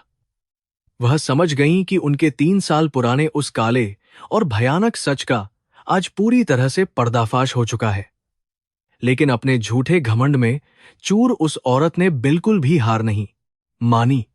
उसने बहुत ही बेशर्मी से अपने बेटे की आंखों में देखते हुए कहा कि हां, मैंने ही उसे घर से निकाला था। वह एक नीची जाति की गरीब और भिखारिन लड़की थी, जो मेरे बेटे के शानदार भविष्य और हमारे ऊंचे खानदान के नाम पर एक बहुत बड़ा कलंक थी। सावित्री देवी अपनी जगह से उठीं और बहुत ही तेज आवाज में चिल्लाते हुए बोलीं कि एक आईएएस अफसर को एक ताकतवर मंत्री की बेटी से शादी करनी चाहिए, न कि सड़क पर फूल बेचने वाली किसी अनपढ़ और 2 कौड़ी की लड़की से। मैंने जो कुछ भी किया वह सिर्फ तुम्हारे रुतबे और इस खानदान की इज्जत को बचाने के लिए किया था। अगर वह चुड़ैल तुम्हारे जीवन में रहती तो तुम कभी भी इतनी बड़ी कामयाबी और इतनी बड़ी कुर्सी तक बिल्कुल नहीं पहुंच पाते। मैंने एक मान होने का अपना सबसे बड़ा और पवित्र फर्ज पूरी तरह से निभाया है। यह घटिया और नीच बात सुनकर देवेंद्र की सहनशक्ति का बांध पूरी तरह से टूट गया। उन्होंने मेज पर रखा वह चांदी का महंगा फूलदान उठाकर पूरी ताकत से कांच की बड़ी खिड़की पर दे मारा। शीशा बहुत ही भयानक आवाज के साथ चकनाचूर होकर पूरे फर्श पर बिखर गया। सावित्री देवी डर के मारे पीछे हट गईं। देवेंद्र ने अपनी लाल और गुस्से से भरी आंखों से अपनी मां को घूरते हुए कहा कि तुमने मेरा घर नहीं बसाया, बल्कि तुमने मेरी आत्मा का बहुत ही बेरहमी से कत्ल किया है। तुमने मुझे इंसान से एक बहुत ही बेजान और खूंखार मशीन बना दिया है। देवेंद्र ने सिसकते हुए कहा कि जिस लड़की को तुम 2 कौड़ी की भिखारिन कह रही हो, उसने अपने खून और पसीने से मुझे इस कुर्सी तक पहुंचाया था। जब तुम्हारे इस ऊंचे खानदान ने मुझे धक्के मारकर बाहर निकाल दिया था। तब उसी लड़की ने बर्तन मांजकर मेरी पढ़ाई का सारा खर्च उठाया था। तुमने सिर्फ अपने खोखले रुतबे के लिए एक ऐसी पवित्र औरत को उस नरक में धकेल दिया, जहां उसे अपनी इज्जत बचाने के लिए अपना ही चेहरा बुरी तरह से काटना पड़ा। तुम्हारी इस नीच और भयानक साजिश ने आज मेरी पत्नी को मौत के बहुत करीब पहुंचा दिया है। सावित्री देवी का घमंड अब धीरे धीरे डर में बदल रहा था, क्योंकि उन्होंने अपने बेटे का यह भयानक और खूंखार रूप पहले कभी नहीं देखा था। देवेंद्र ने अपनी जेब से वह पुराना और जंग लगा हुआ डिब्बा निकाला और उसे सावित्री देवी के पैरों के पास फेंक दिया। उन्होंने कहा कि इसे खोलो और देखो कि तुम्हारी उस तथाकथित लालची बहू ने क्या चुराया था। उसने इस डिब्बे में सिर्फ मेरी सफलता की पुरानी खबरें और मेरा प्यार छुपाकर रखा था। वह कूड़े के ढेर में बैठकर भी मेरी लंबी उम्र की दुआएं मांग रही थी, और तुम महलों में बैठकर उसके खून की प्यासी थीं। देवेंद्र की आंखें आंसुओं से भरी थीं, लेकिन उनके शब्दों में आग धधक रही थी। उन्होंने सावित्री देवी की आंखों में सीधे देखते हुए कहा कि कर्म का नियम बहुत ही क्रूर और बिल्कुल सच्चा होता है। तुमने एक बेगुनाह लड़की को रुलाया है, और अब भगवान का न्याय तुम्हारे इसी घर में शुरू होगा। तुमने मेरे रुतबे के लिए मेरी पत्नी की बलि चढ़ाई थी। आज मैं तुम्हारे सामने उस रुतबे और तुम्हारे इस पूरे खानदान पर हमेशा के लिए थूकता हूं। तुम्हारे उस गंदे पैसे और तुम्हारे उस पापी खून से आज के बाद मेरा कोई भी रिश्ता बिल्कुल नहीं है। सावित्री देवी रोने का नाटक करने लगीं, और उन्होंने देवेंद्र को रोकने की बहुत कोशिश की। उन्होंने कहा कि तुम एक मामूली सी औरत के लिए अपनी सगी मां को कैसे छोड़ सकते हो, लेकिन देवेंद्र ने उनका हाथ बहुत ही झटके से दूर कर दिया। उन्होंने कहा कि मेरी मां उसी दिन मर गई थी जिस दिन उसने एक अनाथ लड़की की जिंदगी को इतनी बेरहमी से बर्बाद किया था। आज मेरे सामने जो औरत खड़ी है, वह सिर्फ एक बहुत ही स्वार्थी, क्रूर और कातिल इंसान है, जिसे सिर्फ अपने नाम और अपनी झूठी शान से ही सबसे ज्यादा प्यार है। देवेंद्र कमरे में गए और उन्होंने अपनी सारी सरकारी फाइलें, अपने महंगे सूट और अपने सारे कीमती सामान वहीं फर्श पर फेंक दिए। उन्होंने सिर्फ वही पुरानी किताबें और वह छोटी सी तस्वीर उठाई जो मीरा ने कभी उन्हें बहुत प्यार से दी थी। वह अपना सारा रुतबा, सारी दौलत और वह आलीशान बंगला हमेशा के लिए छोड़कर बाहर निकल आए। उन्होंने दरवाजे पर खड़े होकर आखिरी बार पीछे मुड़कर देखा और बहुत ही शांत लेकिन खतरनाक आवाज में कहा कि इस महल में अब तुम अपने खोखले रुतबे के साथ बिल्कुल अकेली सड़ोगी। यही तुम्हारे पापों का सबसे सही और असली फल है। जब देवेंद्र उस बड़े से बंगले से बाहर निकल रहे थे, तो बाहर अचानक से बहुत तेज बारिश दोबारा शुरू हो गई थी। लेकिन यह बारिश उनके अंदर लगी उस भयानक आग को बिल्कुल भी बुझा नहीं पा रही थी। यह आग उस पश्चाताप की थी जिसने उन्हें अंदर तक पूरी तरह से खोखला कर दिया था। उन्होंने अपनी मां के उस गंदे और पापी महल को हमेशा के लिए अपने पीछे छोड़ दिया था। अब उनके जीवन का सिर्फ एक ही मकसद बचा था, और वह था किसी भी तरह अपनी बेगुनाह पत्नी मीरा को मौत के उन क्रूर पंजों से वापस खींचकर लाना। देवेंद्र ने अपनी गाड़ी फिर से अस्पताल की तरफ बहुत तेजी से मोड़ी। रास्ते में वह बार बार भगवान से बस यही प्रार्थना कर रहे थे कि मीरा को कुछ समय और मिल जाए, ताकि वह अपनी सारी गलतियों की माफी मांग सके। उन्होंने 3 साल तक मीरा से जो भयंकर नफरत की थी, वह नफरत अब उनके सीने में एक बहुत बड़े और चुभने वाले कांटे की तरह दर्द कर रही थी। वह खुद को कभी माफ नहीं कर पाएंगे कि उन्होंने बिना सच जाने अपनी पत्नी को इतनी भयानक और खौफनाक जिंदगी जीने के लिए बिल्कुल अकेला कैसे और क्यों छोड़ दिया था। अस्पताल पहुंचते ही देवेंद्र सीधे आईसीयू वार्ड की तरफ पागलों की तरह दौड़ पड़े। बाहर खड़े डॉक्टर बहुत ही निराश और उदास लग रहे थे। देवेंद्र ने डॉक्टर के कॉलर को पकड़कर बहुत ही बुरी तरह से हिलाते हुए पूछा कि मेरी मीरा कैसी है। डॉक्टर ने बड़ी मुश्किल से देवेंद्र को शांत किया और बहुत ही भारी आवाज में बताया कि मीरा के शरीर में जहर पूरी तरह से फैल चुका है। बीमारी ने उसके फेफड़ों को पूरी तरह से गलाकर खत्म कर दिया है और अब वह मुश्किल से सिर्फ कुछ ही घंटों की मेहमान बची हुई है। यह भयानक खबर सुनते ही देवेंद्र के पैरों के नीचे से जमीन पूरी तरह खिसक गई। वह उस अस्पताल के साफ सुथरे फर्श पर घुटनों के बल धड़ाम से गिर पड़े। उन्होंने अपनी दोनों आंखों को हाथों से छुपा लिया और एक छोटे बच्चे की तरह बहुत जोर जोर से रोने लगे। भारत के सबसे ताकतवर अधिकारियों में से एक आज अपनी पत्नी की एक छोटी सी सांस के लिए भगवान के सामने भिखारी की तरह बुरी तरह गिड़गिड़ा रहा था। यह कर्म का कैसा अजीब और खौफनाक खेल था जिसने एक पल में उनकी पूरी दुनिया को ही पूरी तरह उजाड़ कर रख दिया था। देवेंद्र को ऐसा लग रहा था जैसे कोई उनके सीने में एक बहुत ही तेज और गर्म चाकू बार बार उतार रहा हो। उन्होंने अपना सारा जीवन सिर्फ सच्चाई और न्याय के लिए लड़ा था, लेकिन उनके अपने ही घर में उनके प्यार के साथ सबसे बड़ा और भयानक अन्याय हुआ था। उन्होंने सोचा कि अगर उन्होंने उस खत पर आंख मूंदकर विश्वास न किया होता और एक बार भी मीरा को खोजने की कोशिश की होती, तो आज उनकी पत्नी इस भयानक हालत में बिल्कुल नहीं होती। उनका वह अंधा विश्वास ही आज उनकी पत्नी की मौत का सबसे बड़ा कारण बन चुका था। तभी आईसीयू का दरवाजा बहुत ही धीमी आवाज के साथ खुला और एक नर्स ने बाहर आकर देवेंद्र को अंदर बुलाया।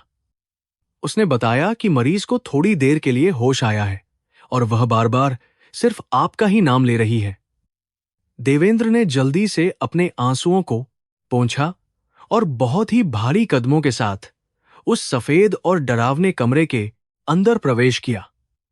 कमरे के अंदर बहुत सी मशीनों की अजीब सी आवाजें आ रही थीं, जो मीरा की टूटती हुई सांसों का हिसाब रख रही थीं। देवेंद्र का दिल इस भयानक दृश्य को देखकर बहुत ही बुरी तरह से टूट गया था। सफेद बिस्तर पर लेटी हुई मीरा किसी बहुत ही कमजोर और मुड़े हुए सफेद फूल की तरह लग रही थी। उसके चेहरे पर अब ऑक्सीजन का बड़ा सा मास्क लगा हुआ था और उसकी नसों में बहुत सारी सुइयां चुभी हुई थीं। जब मीरा ने देवेंद्र को अपने पास आते हुए देखा, तो उसकी उन गहरी और सूनी आंखों में एक अजीब सी चमक आ गई। उसने बहुत ही मुश्किल से अपना कमजोर हाथ उठाया और देवेंद्र की तरफ बढ़ाया। देवेंद्र ने भागकर उसके उस ठंडे हाथ को पकड़ लिया और अपने गालों से लगाकर बहुत ही जोर जोर से फूट फूट कर रोने लगे। देवेंद्र ने मीरा के माथे को बहुत ही प्यार से चूमा और अपने आंसुओं से उसके चेहरे को भिगो दिया। उन्होंने बहुत ही कांपती हुई और रुंधी हुई आवाज में कहा कि मुझे सब कुछ पता चल गया है मीरा। मुझे अपनी मां के उस सारे भयानक और गंदे खेल के बारे में पता चल गया है। मैं तुम्हारा गुनहगार हूं और मैं तुम्हारे इस बलिदान के लायक बिल्कुल भी नहीं हूं। तुम मुझे सजा दो मीरा। तुम मुझ पर चिल्लाओ, लेकिन प्लीज मुझे इस तरह अकेला छोड़कर मत जाओ। मैं तुम्हारे बिना इस पूरी दुनिया में पूरी तरह से अनाथ और बिल्कुल अकेला हो जाऊंगा। देवेंद्र के इन पश्चाताप से भरे शब्दों को सुनकर मीरा की आंखों से भी आंसुओं की दो गर्म बूंदें छलक कर उसके तकिए पर गिर पड़ी। उसने अपनी पूरी ताकत लगाकर अपने चेहरे से उस भारी ऑक्सीजन मास्क को थोड़ा सा खिसकाया ताकि वह अपने पति से बात कर सके। उसकी सांसें बहुत ही ज्यादा उखड़ रही थीं और हर एक शब्द बोलने थमे उसे भयंकर दर्द और तकलीफ का सामना करना पड़ रहा था। लेकिन आज उसके चेहरे पर वो डर या खौफ बिल्कुल नहीं था जो कल रात उस अंधेरी सड़क पर बारिश के बीच दिखाई दे रहा था। मीरा ने बहुत ही कांपती हुई और कमजोर आवाज में देवेंद्र से कहा कि आप मेरे सामने इस तरह हाथ जोड़कर मुझे और ज्यादा शर्मिंदा बिल्कुल मत कीजिए। आप मेरे देवता हैं और एक पत्नी के लिए अपने पति की सफलता और खुशी से बढ़कर इस दुनिया में और कुछ भी नहीं होता है। मैंने जो भी किया वह सिर्फ इसलिए किया ताकि आप अपने उस बड़े सपने को पूरा कर सकें जिसे हमने कभी गंगा के पवित्र घाट पर बैठकर एक साथ देखा था। मेरी वह सारी तकलीफें आज आपको इस बड़े साहब की वर्दी में देखकर पूरी तरह मिट गई हैं। देवेंद्र अपनी पत्नी की इस असीम महानता और इतने बड़े बलिदान को देखकर और भी ज्यादा फूट फूट कर रोने लगे। जिस औरत ने उनकी खातिर अपना चेहरा बिगाड़ लिया, नरक जैसी जिंदगी जी और अब मौत की दहलीज पर खड़ी थी। वह आज भी सिर्फ उनके ही सपनों की बात कर रही थी। देवेंद्र ने मीरा के हाथों को चूमते हुए कहा कि मुझे ऐसी कोई सफलता या कुर्सी बिल्कुल नहीं चाहिए जिसकी कीमत मेरी जान से भी प्यारी पत्नी की जिंदगी हो। मैं अपना सब कुछ लौटा दूंगा, लेकिन तुम्हें इस तरह अपने हाथों से जाने नहीं दूंगा। मीरा ने बहुत ही प्यार से देवेंद्र के सिर पर अपना कमजोर हाथ फेरा और एक बहुत ही दर्द भरी मुस्कान के साथ कहा कि मेरी जिंदगी का मकसद अब पूरा हो चुका है। अब मुझे मौत से कोई डर नहीं लगता, क्योंकि मेरा पति मुझे उस गंदे अंधेरे से निकालकर रोशनी में ले आया है। बस मेरी एक आखिरी इच्छा है कि आप उस अनाथ और विकलांग बच्चे को कभी उस कूड़े के ढेर में वापस मत जाने देना, उसे अपना नाम देना और एक ऐसा इंसान बनाना जो गरीबों और लाचार लोगों का हमेशा सहारा बने और उन्हें न्याय दिलाए। देवेंद्र ने बहुत ही मजबूती से अपना सिर हिलाया और रोते हुए कसम खाई कि वह उस बच्चे को अपने सगे बेटे से भी ज्यादा प्यार और सम्मान देंगे। उन्होंने कहा कि मैं तुम्हारे हर एक सपने को पूरा करूंगा और अपना पूरा जीवन सिर्फ उन लोगों की सेवा में लगा दूंगा जिन्हें इस समाज ने बुरी तरह से कुचल दिया है। लेकिन इसके लिए तुम्हें मेरे साथ रहना होगा मीरा। मैं तुम्हारे बिना बिल्कुल टूट जाऊंगा। मैं दुनिया के सबसे अच्छे डॉक्टरों को बुलाऊंगा और हम तुम्हें यहां से बहुत दूर किसी अच्छी जगह लेकर जाएंगे जहां कोई दुख न हो। तभी पीछे से एक बहुत ही वरिष्ठ और अनुभवी डॉक्टर आईसीयू के अंदर दाखिल हुए। उनके चेहरे की गंभीरता साफ बता रही थी कि अब उम्मीद की कोई भी किरण बाकी नहीं बची है। डॉक्टर ने देवेंद्र के कंधे पर हाथ रखते हुए बहुत ही उदास स्वर में कहा कि मिस्टर राठौर, हम अपनी पूरी कोशिश कर चुके हैं, लेकिन अब स्थिति हमारे हाथ से पूरी तरह बाहर निकल चुकी है। तपेदिक की भयंकर बीमारी ने इनके फेफड़ों को पूरी तरह से नष्ट कर दिया है और अब शरीर के बाकी महत्वपूर्ण अंगों ने भी काम करना पूरी तरह से बंद कर दिया है। देवेंद्र ने गुस्से और बेबसी से डॉक्टर की तरफ देखा और चिल्लाते हुए कहा कि आप लोग देश के सबसे अच्छे डॉक्टर हैं। आप ऐसा कैसे कह सकते हैं? मेरे पास बहुत पैसा है, मैं आपको मुंहमांगी कीमत दूंगा। आप विदेश से मशीनें मंगवाइए या कोई भी चमत्कार कीजिए, लेकिन मेरी पत्नी को बचा लीजिए।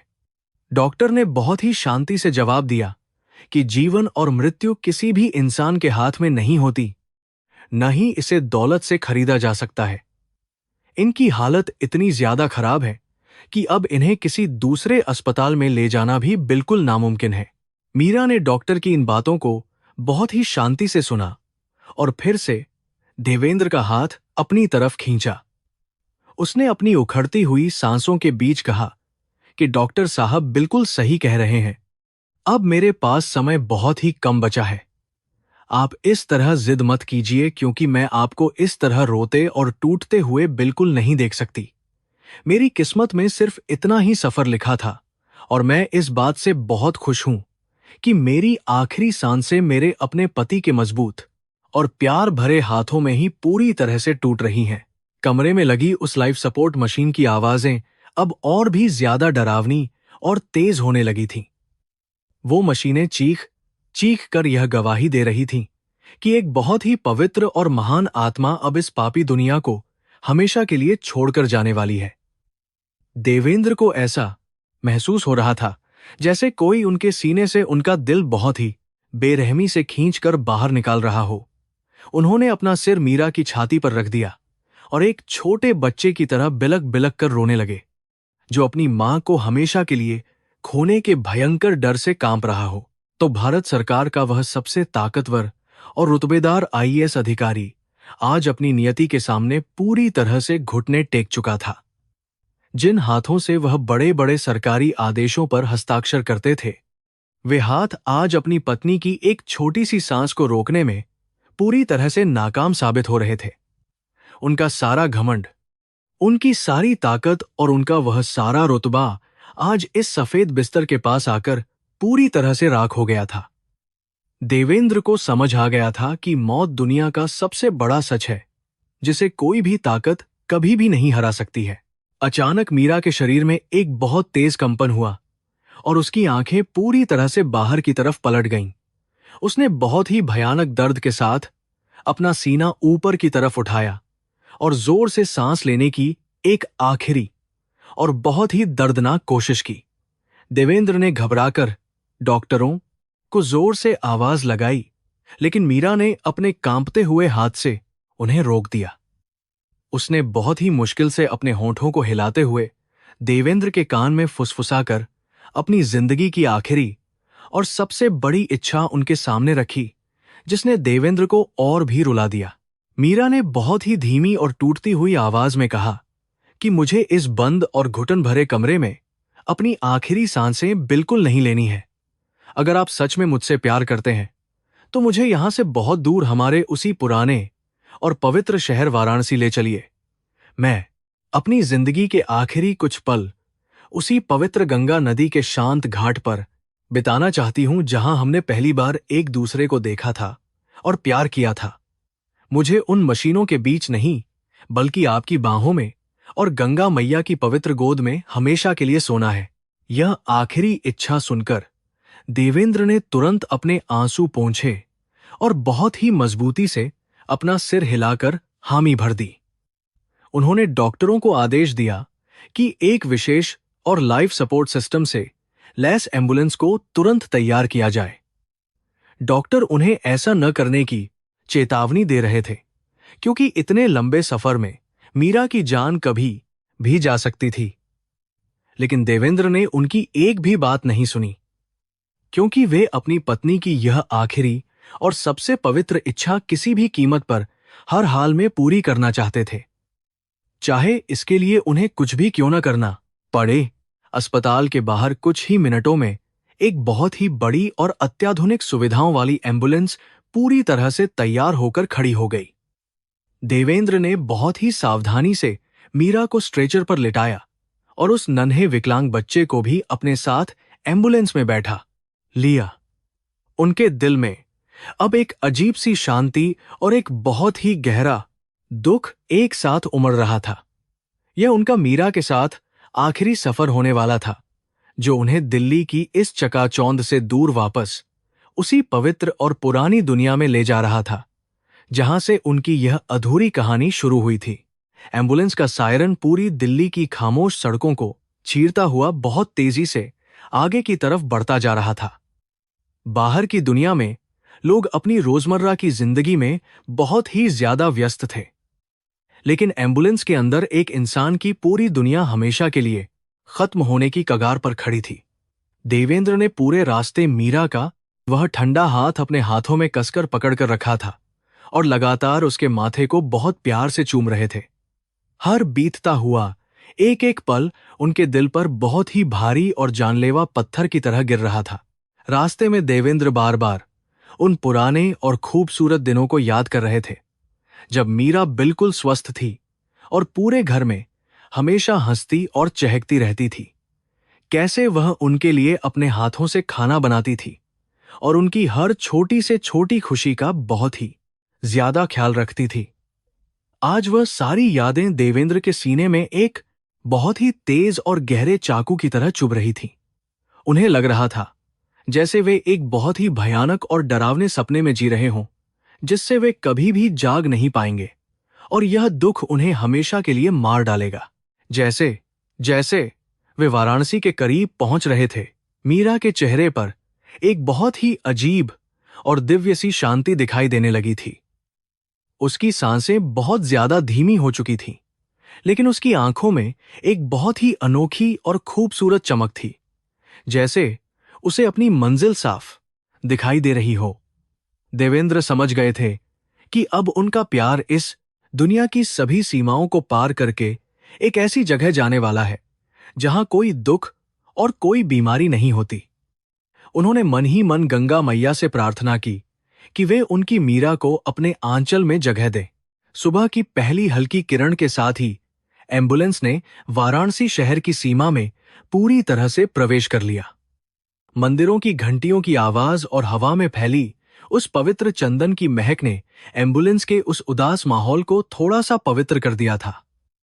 मीरा ने अपनी भारी पलकों को बहुत ही मुश्किल से खोला और खिड़की से बाहर उस जाने पहचाने शहर को देखकर उसके सूखे होंठों पर एक बहुत ही हल्की सी और प्यारी मुस्कान आ गई। उनकी यह दर्दनाक और रुला देने वाली आखिरी मंजिल अब उनके बिल्कुल सामने पूरी तरह से आ चुकी थी। देवेंद्र ने ड्राइवर को गाड़ी सीधे उस पुराने घाट की तरफ ले जाने का बहुत ही सख्त निर्देश दिया, जहां से यह सब शुरू हुआ था। उनका दिल इस बात से बहुत जोर जोर से घबरा रहा था कि क्या मीरा घाट तक जिंदा पहुंच भी पाएगी या नहीं। लेकिन मीरा की इच्छा शक्ति ने मौत को भी कुछ पल के लिए दरवाजे पर रोक कर रखा हुआ था। वह अपने पति के साथ उस घाट को देखने के लिए इतनी ज्यादा बेचैन थी कि उसकी आत्मा ने शरीर छोड़ने से पहले उस पवित्र नदी के दर्शन करने की बहुत ही पक्की जिद पकड़ ली थी। सूरज धीरे धीरे आसमान में ऊपर की तरफ उठ रहा था और उसकी सुनहरी किरणें वाराणसी के उन सभी पुराने और पवित्र घाटों पर बहुत ही खूबसूरती से पड़ रही थीं। देवेंद्र ने एम्बुलेंस का दरवाजा खोला और वाराणसी की उस ठंडी और पवित्र हवा ने उनके आंसुओं से भीगे हुए चेहरे को पूरी तरह से छू लिया। अब बस कुछ ही पलों का और इंतजार था, जिसके बाद मीरा हमेशा हमेशा के लिए इस पापी और क्रूर दुनिया से बहुत दूर चली जाने वाली थी। देवेंद्र ने अपनी भारी और कांपती हुई बाहों में मीरा को उठाया और उस पवित्र घाट की तरफ बढ़ चले। घाट की उन पुरानी और पत्थर की सीढ़ियों पर उतरते हुए देवेंद्र को ऐसा लग रहा था जैसे वे अपने ही दिल पर बहुत ही भारी कदम रख रहे हों। हर एक सीढ़ी के साथ उनकी पुरानी यादें और भी ज्यादा ताजा और दर्दनाक होकर उनके दिमाग में बहुत ही बुरी तरह से गूंज रही थी। वहां बैठे कुछ साधु और आम लोग इस दृश्य को बहुत ही ज्यादा हैरानी और करुणा के साथ देख रहे थे कि एक बड़ा साहब एक बीमार औरत को गोद में लिए हुए इतनी सुबह गंगा के किनारे बहुत ही ज्यादा उदास होकर क्यों आया है। मीरा ने उस बहती हुई गंगा नदी की लहरों की आवाज को अपने कानों से सुना और उसने बहुत ही गहरी सांस अंदर की तरफ खींची। उस पवित्र हवा ने जैसे उसके मृत शरीर में आखिरी बार एक बहुत ही नई और छोटी सी ऊर्जा का संचार कर दिया था। उसने देवेंद्र के सीने पर अपना सिर टिका लिया और एक बहुत ही गहरी और लंबी शांति का अनुभव किया, जिसे वह पिछले 3 सालों से उस गंदी और बदबूदार बस्ती में लगातार बहुत ही ज्यादा बुरी तरह से खोज रही थी। यह उसकी जिंदगी का सबसे पवित्र और आखिरी सुकून वाला पल था। वाराणसी के उस प्राचीन और पवित्र घाट पर सुबह की सुनहरी किरणें गंगा के शांत जल पर एक जादुई चमक बिखेर रही थीं। देवेंद्र ने अपनी कांपती हुई बाहों में मीरा के उस बेहद कमजोर और बेजान शरीर को बहुत ही कोमलता के साथ उठा रखा था। उनके हर एक भारी कदम के साथ घाट की सदियों पुरानी सीढ़ियों पर एक बहुत ही गहरा सन्नाटा पसरता जा रहा था। वहां मौजूद साधु संत और श्रद्धालु इस हृदय विदारक दृश्य को देखकर अपनी आंखें नम कर रहे थे, जैसे वे किसी देवी की अंतिम और अत्यंत पवित्र यात्रा के मौन गवाह बन रहे हों। देवेंद्र धीरे धीरे उस खास जगह पर पहुंचे जहां उन्होंने सालों पहले पहली बार मीरा को फूलों की टोकरी के साथ देखा था। उन्होंने बहुत ही सावधानी से जमीन पर बैठकर मीरा के ठंडे सिर को अपनी गर्म गोद में रख लिया। हवा में तैरती हुई चंदन और धूप की महक ने उस जगह को पूरी तरह से सुगंधित कर दिया था। दूर किसी प्राचीन मंदिर से आती हुई घंटियों की ईश्वरीय गूंज मीरा के कानों में पड़ रही थी। इस शांत वातावरण ने मीरा के चेहरे पर फैले भयानक दर्द को कुछ पल के लिए पूरी तरह से मिटा दिया था। मीरा ने अपनी भारी पलकों को बड़ी मुश्किल से खोला और सामने बहती हुई उस विशाल गंगा नदी को निहारा।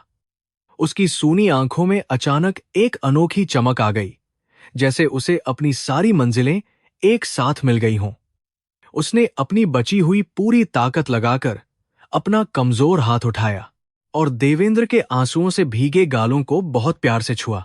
उसकी वह बर्फ जैसी ठंडी छुअन देवेंद्र के धड़कते हुए दिल में एक बहुत ही दर्दनाक और मीठी सी आग लगा रही थी, जिसमें अब जीवन की कोई भी शिकायत या कोई भी पछतावा बिल्कुल बाकी नहीं था। देवेंद्र अपनी पत्नी की इस खामोश विदाई को देखकर बुरी तरह बिलख पड़े। उनके गले से एक गहरी सिसकी निकली जिसने शांत माहौल को चीर दिया। उन्होंने मीरा के ठंडे हाथ को चूमते हुए कहा कि तुम मुझे इस तरह पापों का बोझ लेकर अकेला कैसे छोड़ सकती हो? मेरे रुतबे और अंधे घमंड ने ही तुम्हारी यह दुर्दशा की है। अब मैं इस कर्म के भयंकर फल को अकेले कैसे भुगतूंगा? मुझे तुम्हारी बहुत जरूरत है, मेरी मीरा। कृपया मुझे इस अंधेरी और स्वार्थी दुनिया में इस तरह से बिल्कुल अकेला छोड़कर मत जाओ। मीरा ने बहुत ही नरमी से अपना सिर नामे हिलाया और अपने सूखे होंठों पर एक बहुत ही ईश्वरीय मुस्कान ले आई। उसने अपनी टूटती और उखड़ती हुई सांसों के बीच बहुत ही धीमी आवाज में कहा कि मेरे देवता, आपको इस तरह कमजोर और लाचार होते देखकर मेरी आत्मा को कभी शांति नहीं मिलेगी। मेरी जिंदगी का असली और सबसे बड़ा उद्देश्य आपको एक सफल इंसान बनते देखना था, जो आज पूरी तरह से सच हो चुका है। आप उस अनाथ बच्चे को अपना नाम देना और उसे हमेशा उसी तरह प्यार करना जैसे आपने कभी मुझसे किया था। वह नन्हा विकलांग बच्चा जो उनके पास बैठा हुआ था, अपनी मां की इस खामोशी को देखकर बहुत बुरी तरह से रोने लगा। देवेंद्र ने अपने आंसुओं को पोंछते हुए अपने एक हाथ से उस मासूम बच्चे को अपने सीने से लगा लिया और दूसरे हाथ से मीरा का माथा पकड़ा। उन्होंने पूरे विश्वास के साथ कसम खाई कि मैं तुम्हारे इस बेटे को कभी भी किसी चीज की कमी नहीं होने दूंगा। यह अब मेरा अपना खून है और मैं इसे एक ऐसा इंसान बनाऊंगा जो हमेशा गरीबों और मजलूमों का सबसे बड़ा मसीहा और रक्षक बनकर उभरेगा। आसमान में सूरज अब धीरे धीरे ढलने लगा था और उसकी लालिमा गंगा के पवित्र जल पर एक बहुत ही उदास रंग बिखेर रही थी। मीरा की सांसें अब बहुत ही ज्यादा धीमी और उथली हो चुकी थीं। उसके शरीर की सारी ताकत धीरे धीरे उस मोक्षदायिनी नदी की ठंडी हवाओं में पूरी तरह से विलीन हो रही थी। उसने अपनी अंतिम दृष्टि से देवेंद्र के उस रोते हुए चेहरे को अपने दिल में हमेशा के लिए उतार लिया। उसके होंठ कुछ बुदबुदा रहे थे। शायद वह भगवान से अपने पति की लंबी उम्र और सुख की अंतिम प्रार्थना कर रही थी। अचानक मीरा की पलकें धीरे से झपकीं और उसके शरीर में एक बहुत ही हल्का सा कंपन हुआ। उसने देवेंद्र का हाथ थोड़ा सा जोर से दबाया और फिर उसकी गर्दन एक तरफ बहुत ही शांति के साथ लुढ़क गई। वह आत्मा जो पिछले 3 सालों से दुनिया के सबसे भयानक नरक में असीम दुख सह रही थी, आज हमेशा के लिए आजाद होकर भगवान के चरणों में पहुंच गई। देवेंद्र के मुंह से एक बहुत ही भयानक और दिल दहला देने वाली चीख निकली, जो वाराणसी के उन सभी प्राचीन और शांत घाटों से टकराकर बहुत दूर तक गूंज उठी। उसी शाम मणिकर्णिका घाट पर मीरा की चिता सजाई गई। वह घाट जहां दिन रात चिताएं जलती रहती हैं, आज वहां एक बहुत ही महान और पवित्र आत्मा का अंतिम संस्कार हो रहा था।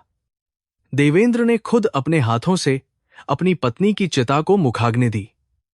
जैसे ही अग्नि की लपटों ने मीरा के उस कमजोर और बेजान शरीर को छुआ, देवेंद्र को ऐसा लगा जैसे उनका अपना शरीर और उनकी आत्मा ही उन भयानक लपटों में जलकर राख हो रही हो।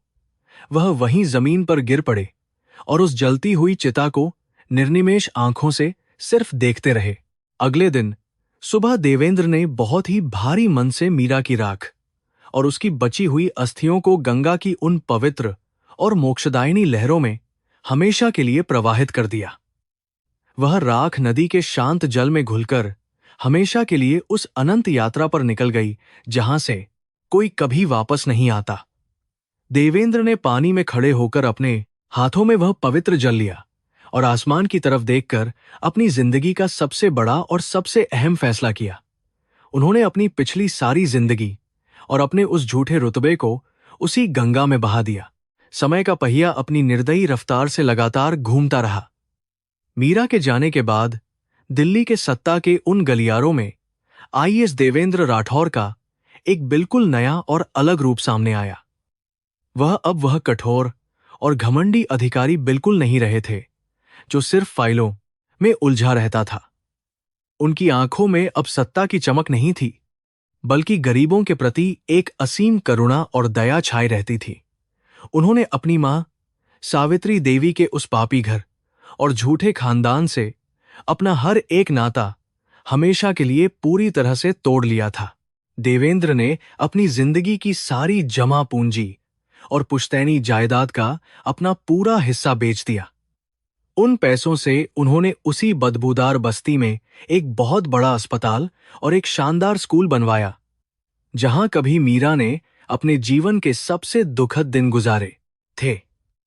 उस अस्पताल का नाम मीरा मेमोरियल रखा गया, जहां हर गरीब इंसान का मुफ्त में इलाज किया जाता था। स्कूल में कूड़ा बीनने वाले उन सभी बच्चों को पढ़ने और एक अच्छा इंसान बनने का सुनहरा मौका दिया गया, जो इस जालिम समाज ने उनसे बहुत ही बेरहमी से हमेशा के लिए छीन लिया था। देवेंद्र अब दिन रात सिर्फ काम करते थे। उनका मकसद अब सिर्फ उन लाचार लोगों की मदद करना था जिन्हें व्यवस्था ने पूरी तरह से कुचल दिया था। वह सरकारी फाइलों को केवल दफ्तर में नहीं छोड़ते थे, बल्कि खुद मलिन बस्तियों में जाकर लोगों का हाल जानते थे। यह उनका कर्म था, उनकी वह तपस्या थी जिसके जरिए वह अपने परिवार के उस भयानक पाप का पश्चाताप कर रहे थे। उन्होंने खुद को हर सुख सुविधा से पूरी तरह से वंचित कर लिया था, जो कभी उनके रुतबे और बड़ी सरकारी कुर्सी की सबसे बड़ी और असली पहचान हुआ करती थी।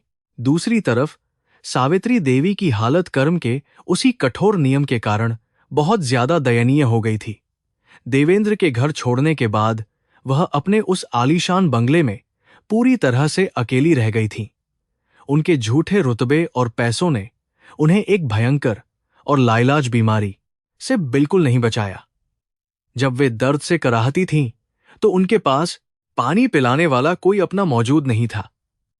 उन्होंने अपनी बेगुनाह बहू के साथ जो भयानक क्रूरता की थी, भगवान ने उन्हें इसी जन्म में उसका सबसे खौफनाक और तड़पाने वाला फल पूरी तरह से दे दिया था। देवेंद्र ने उस नन्हे विकलांग बच्चे का नाम कर्म रखा। उन्होंने उसे एक पिता का प्यार और गुरु का सारा ज्ञान दिया। देवेंद्र उसे अक्सर स्कूल में लेकर जाते थे और बताते थे कि असली ताकत पैसों या रुतबे में नहीं, बल्कि दूसरों के आंसू पोंछने में होती है। वह बच्चा भी देवेंद्र के आदर्शों और मीरा के पवित्र बलिदान को समझकर तेजी से बड़ा हो रहा था। देवेंद्र देखते थे कि उस बच्चे की मासूम आंखों में बिल्कुल मीरा जैसी ही एक सच्ची और गहरी करुणा बसती थी, जो उनके टूटे हुए दिल को हमेशा बहुत सुकून देती थी। देवेंद्र अब दिल्ली के बड़े और ताकतवर लोगों की पार्टियों में बिल्कुल नजर नहीं आते थे। इसके बजाय उनके दिन और रात अक्सर उसी अस्पताल के वार्डों में या गरीब बच्चों के बीच कटते थे। लोग अब उन्हें सिर्फ एक कड़क आईएएस अधिकारी के रूप में नहीं, बल्कि एक सच्चे संत और मसीहा के रूप में जानने लगे थे। जब वे बस्ती से गुजरते थे, तो वहां के लोग उनके सम्मान में अपने हाथ जोड़कर उन्हें बहुत दुआएं देते थे। यह वह सम्मान था जिसे उन्होंने कभी किसी ताकत या सरकारी आदेश से बिल्कुल भी हासिल नहीं किया था। कई बड़े मंत्रियों और अमीर लोगों ने अपनी बेटियों का रिश्ता देवेंद्र के लिए भेजा, लेकिन उन्होंने हमेशा बहुत ही विनम्रता से उन सभी को मना कर दिया।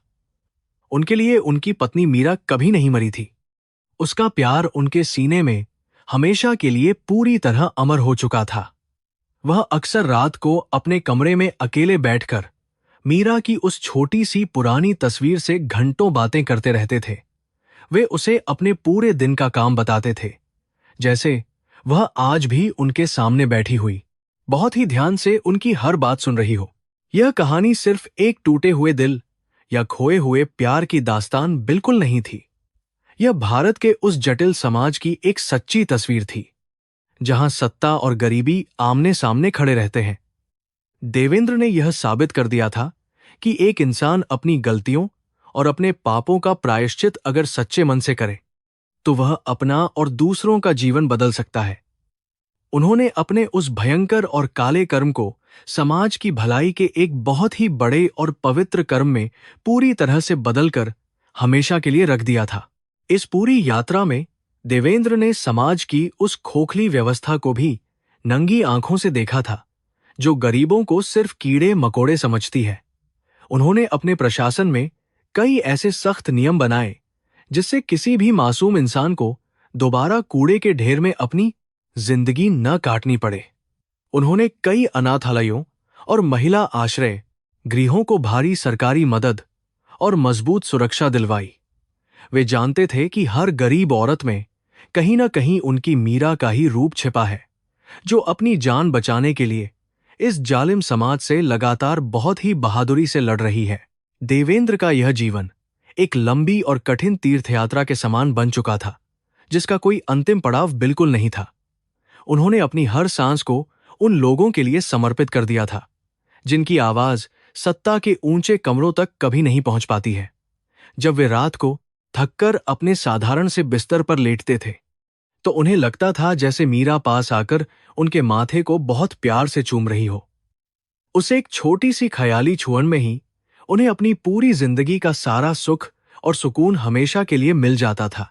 आज भी जब दिल्ली की सड़कों पर बहुत तेज बारिश होती है, तो देवेंद्र अपनी गाड़ी उसी लाल बत्ती वाले चौराहे पर जरूर रोकते हैं। वे खिड़की का शीशा नीचे करके उस जगह को बहुत ही खामोश नजरों से देखते हैं, जहां उन्होंने सालों पहले अपनी पत्नी को एक भिखारिन के रूप में देखा था। वह पल उनके जीवन का सबसे भयानक झटका था, लेकिन उसी पल ने उनकी सोई हुई इंसानियत को हमेशा के लिए जगा दिया था। वह बारिश की हर बूंद में अपनी मीरा की पवित्र रूह को बहुत ही करीब से महसूस करते हैं। मीरा का शरीर भले ही गंगा की लहरों में हमेशा के लिए मिल गया हो, लेकिन उसका महान बलिदान उस बड़े अस्पताल और स्कूल की हर ईंट में पूरी तरह जिंदा है। उसने अपनी जान देकर एक पत्थर दिल इंसान को भगवान का सच्चा रूप बना दिया था। देवेंद्र राठौर का जीवन इस बात का सबसे बड़ा प्रमाण बन गया कि सच्चा प्यार कभी दौलत या रुतबे का मोहताज बिल्कुल नहीं होता। सच्चा प्यार सिर्फ निस्वार्थ सेवा और महान त्याग है, जो एक इंसान को मृत्यु के बाद भी इस पूरी दुनिया में हमेशा के लिए अमर रखता है।